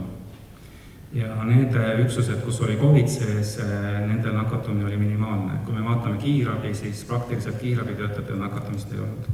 Või kui oli, siis oli ka siis väljaspoolt saadud. Tere! Minul selline küsimus, et vahetult enne seda, tulin ise tagasi reisilt ja kaitsesin ennast nagu nii-öelda C-vitamiiniga. Tulin tagasi Gran Canarialt, lendasin läbi Barcelona, Londoni ja võtsin koguses 500 milligrammi C-vitamiini. Aga hiljem ma lugesin kuskilt, et see C-vitamiin imendub ainult nagu 200 grammi korraga. Et kas te oskate selle C-vitamiini kohta ja enda kaitsmise kohta rohkem midagi rääkida? Jah, aitäh. Kahjuks ma ei ole ekspert siin, aga ma tõesti loodan, et Mihkel Silmer tuleb, ta lubab vahendud lindistada ja siis saab sellele küsimusele ammendava vastuse, et tema tegelikult, mis ta soovitab selle viiruskaitses, on tema enda skeem, mis on üle 20 aasta vana, ja seal tõesti võetakse, ütleme, intervallidega. Et võetakse C-vitamiin sisse, veel mõnede vitamiinidega, siis 2 tunni pärast uuesti ja siis ütleme 2 tunni pärast uuesti. Ja kogu see kaitse, mis tegelikult saadakse ühe või 2 päevaga kätte, 1 päevaga sisuliselt. Ja see peaks andma siis kaitse selle konkreetse viiruspuhangu vastu. Ja kes arvab, et ei ole piisavat kaitset võib võtta, siis ütleme 2-3 korda nädalas, selle sama skeemi järgi. See oli tema seletus, mis puudutab nüüd seda immuunkaitset rakkude tasemel, siis et saada nüüd kätte C-vitamiini sellises hulgas, et ta nagu aktiveeriks immuunrakke, neid lümfotsüüte, et seda suukaudu ei saagi. Ja sellepärast seda tehtigi veeni. Ja jälle saladuskatte all siin, väikse saladuskatte võib öelda, et doosidest, mis tema rääkis, olid suuremad, kui meie kasutasime. Et ma oleks võinud kasutada suuremat doose. Et saada just kätte selle raku sisese C-vitamiini kontsentratsiooni. Nii et minu meelest see 500 000 milligrammi peaks olema piisav, aga kui nüüd rääkida sellist väga spetsiifilisest skeemist, mis nagu kõige paremini kaitseks viiruse vastu, siis Mihkel Silmeriga ma räägin kindlasti. Ta ei ole lubanud panna oma skeemi internetti või elektroonselt levitada. Küll ta on öelnud, et seda võib teha paberi teel, kui see välja trükkida. Nii et ma loosan, et ta tuleb Kuressaarde, et siis, kui te jälgite internetti või ei jälgi, on te see võimalus, jah, et siis vaadake vähemalt kord nädalas Kuressaare haigla välisveebit, me paneme kindlasti selle kuulutuse ülesse või kes vaatab Facebookist, ka Facebooki, et kui selline loeng peaks tulema, et siis sealt saab need ammenduvad vastused. Aga kui neid ei ole, et minu enda soovitus on, siis kuni 1000 milligrammi päevas võib, ma arvan, julgelt võtta. On ka öeldud, võib pihuga võtta teatud periood, et see vajab ikkagi spetsialisti. Nii et Mihkel Silmer on meile nii-öelda valguse kiirsi. Nii, kas on kellelgi midagi hinge peal? No sellest teemast ma võiks ju rääkida siin küll ja veel ja arvan, et seda põhjust nagu enam sügise poole rohkem ei tuleks, aga mida edasi, seda huvitavaks, mis see teema läheb ja ma pean ikka ära rääkima üks minu selline tore elamus eelmisest nädalast, ma vaatasin mingeid uudiseid ja siis naisdiktor väriseva häälega räägib sellest, kuidas Pekingis registreeriti 14 uut juhtumit.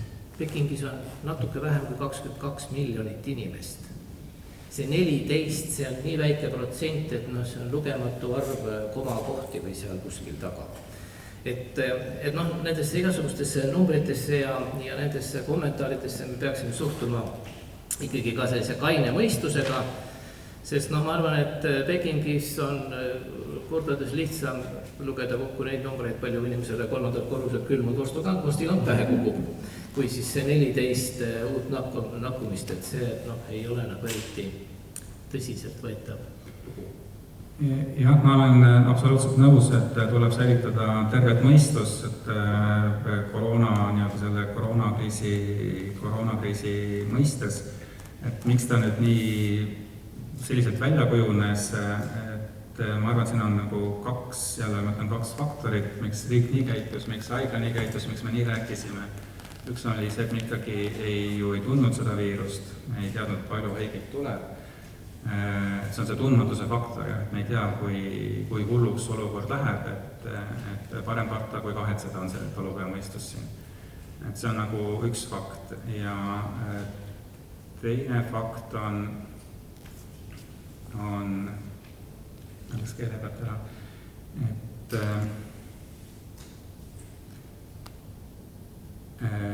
nüüd tuli meelde, et mitte ülekoormata meditsiinisüsteemi. Et see on see nii-öelda nende karantiinide ja piirangute üks eesmärkidest. Et ma arvan, kui te räägite erinevate teadlastega, arstidega, siis ma usun, väga vähesed on seisukohal, et ütlevad, et seda viirust saab välja juurida. Et me olemegi kinni ja viirus tuleb lihtsalt välja. Ja Rootsi on öelnud, et seda ei saagi välja surra, et ta jääbki meiega, et me peame õppima koos viirusega elama. Aga kuna see on uus viirus ja ei ole immuunkaitset, siis võib juhtuda, et lihtsalt väga palju inimesi korraga vajavad haiglaravi. Meditsiinisüsteem ei jooksuks kokku, selleks siis tuleb nii-öelda panna lukku, et need, kes on selle viiruse kätte saanud, need siis vajavad haiglaravi, neid saab ära ravida ja et ei toimuks uut nakatumist. Et tõesti, kui jälle minu intervjuusid kuulata, siis BBC-le ma ütlesin, eks ole, 1000 haigestumist ja ma ei tea, mitusada surma oli ette nii-öelda prognoositud siia. Ja tõesti nii ka oli, et need mudelid, mis meile näidati, need põhinesid siis Itaalia ja Hispaania andmetel ja seal tõesti räägiti 1000 haigestunust. See oleks olnud reaalne? Itaalia mudeli puhul reaalne, jah, kui me vaatame Saaremaa populatsiooni, et see oleks olnud reaalne ja meil käis ju Päästeamet ja me isegi otsisime kohti, kuhu panna 100 lisavoodit. Oli selline hetk, et me haiglalt käisime ringi ja otsisime kohta, kuhu panna juurde 100 lisavoodit. Oli ka selline mõte, et äkki panna siis spordisaali need voodid, et siis tekkis järgmine küsimus, et ja kui me paneme voodid sinna spordisaali, aga kui on apniku vaja, kus me seda apniku saame. See on väga lahendamata küsimus, et nii, et meditsiinisüsteem ei jooksu kokku, selleks on need karantiinid õigustatud ja kui Saaremaad vaadata, siis tõesti meil oli Eestis kõige rohkem haigeid ravi ja ma arvan, et ka Saaremaa arstide kogemus on kõige suurem koroonaviiruse ravis, et meil ei olnud kordagi olukorda, kus ütleme, kui oleks olnud isikukaitsevahendeid, me ei pidanud harvimaski kasutama, isikukaitsevahendid olid alati olemas, meil polnud kordagi olukorda, kus oleks olnud puudu ravimitest, meil polnud kordagi olukorda, kus oleks puudu, ütleme, reaalsest voodist ja polnud kordagi olukorda, kus oleks puudu apnikust. Et see on see, ütleme, see plusspool, mis karantiin siis kaasa tõi ja nagu te nägite, et kukkus ühes momendis läinud allapoole. Ja ilma karantiinita, ma arvan, haigestumine oleks olnud suurem ja me oleks olnud olla tõesti olukorras, et me poleks suutnud neid haigeid enam haiglasse ära mahutada, sest esimene osakond täitus 2 päevaga, see teine osakond täitus 3 päeva või 4 päevaga ja sellises tempos edasi minnes, ütleme, nädala-2-ga, see oleks olnud, ütleme, lootusune nagu haigla juhtkonnale. Nii, kas on veel küsimusi, mõtteid? Jah. Mul on sellise küsimuse, et peatati nagu kõik need tavaravid selleks ajaks, eks ole, enamuses siin, ma sain aru. Et kas nüüd, kui nüüd taastati kõik need vastuvõtud ja asjad arstide poolt, et on siis plahvatuslikult kasvanud ka see nende inimeste tuleka haiglasse, kes nagu tolle abi võib-olla ei saanud? Jah, et tõesti EMO oli tühi kriisi ajal, mis oli nagu tähelepanuväärne, mis on nagu üle Eesti või üle maailma, et näiteks ajuinsulte praktiliselt ei olnud, infarkte praktiliselt ei olnud, ka tavalised traumased ei olnud, et kuidagi EMO oli vaikselt tühi, nüüd EMO hakkab taastuma, kuna turiste on vähem, siis ta on natuke kergem, kui on eelmine suvi, et kui meil on suvel võib-olla 70-80 inimest käib EMO, siis praegu on kuskil 40-50. Ja kui vaadata osakondi, siis nad läksid, sise läks suhteliselt täis, kui nüüd haigla avanes. Ja nüüd on jälle kergem. Ja mõni nädal tagasi oli nädal, kus tuli hästi palju südameinfarkte. Et natukene tuleb tagasi küll seda, kes ei tulnud siis selle epideemia ajal, et nagu tulevad hiljem tagasi. Ja tõesti, kui inimesed hakkavad rohkem võib-olla liikuma, rohkem, ma ei oska nerveerima, on rohkem stressi, siis tekivad ka need infarktid ja insultid, on rohkem, ka traumasid on rohkem, et see on tõsi.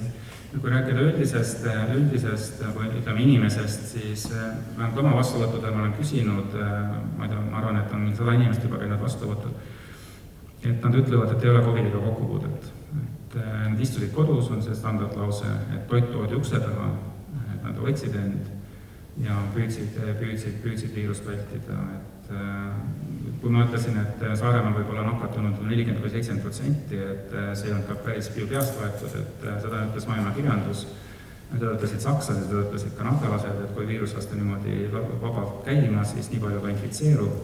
et selles mõttes on hästi oluline antikehade test, mis ma arvan, et kahjuks riigi poolt on mööda lastud, et inimeste huvi on tunduvalt väiksem, aga Haigekassaga me oleme nüüd rääkinud ja me loodame saada lõplikku kinnitust, et Kuressaare haigla saaks teha tasuta teste elanikkonnale, et määrata mitte seda kiirtestiga, vaid verest antikehi. Et see oleks siis tasuta, et sellest maksab Haigekassa. Et selle me peame lõplikult kokku leppima ja kui see tõesti teoks saab, siis ma ikkagi väga soovitan, et ehkki see epideemia möödas, tulla seda testi tegema veiniverest, et teada saada, kas on antikehi või ei ole. Ja see aitab ka tegelikult valda selles mõttes, et see näitab ära, kui suur hulk inimesi võiks omada antikehi ja need, kes omavad antikehi, need peaksid olema siis selle infektsioonist kaitstud. Ütleme, kui te kuulsite esimest osa, siis 100% kaitset ei ole kunagi. Aga suures plaanis, suures mõtlemises see peaks olema kaitstud, et kui me räägime sügisest teisest lainest, siis need inimesed, kes omavad antikehi, võiksid jääda siis puutumata sellest teisest lainest. Ja kui me räägime, et on näiteks 10% inimestest antikehadega, siis nii-öelda selliseks karjaimmuunsuseks on seda liiga vähe. Kui on 40% antikehadega, siis üldine epidemioloogiline situatsioon oleks tunduvalt parem. Et ma isiklikult arvan, et kui see võimalus on antikehi määrata tasuta, et seda võiks ära kasutada. Et paljud, ma olen kuulnud üsna paljusid, kes ütlevad, et kes on teinud antikehade testi kas või tasulist, et nagu et sümptomi ei olnud või et antikehad tulevad positiivsed. Ja jälle ma ütlen, et ei tohi kellelegi näpuga näidata, et ma tean, et sa nüüd käisid ja levitasid infektsiooni siin, eks ole, sest tol hetkel seda ei teatud. Aga see näitab, et tuleviku jaoks, kui tekib selline samalaadne uuslaine ja öeldakse, et tulebki koju jääda, siis ongi mõistlik koju jääda, kui ei ole võimalik testida. Et võib olla sümptoomne, aga tegelikult kanda edasi viirust. Ma isiklikult arvan nii, et meil on vedanud, et meie Kuressaare haiglas selline mees töötab. Teeme talle aplausi.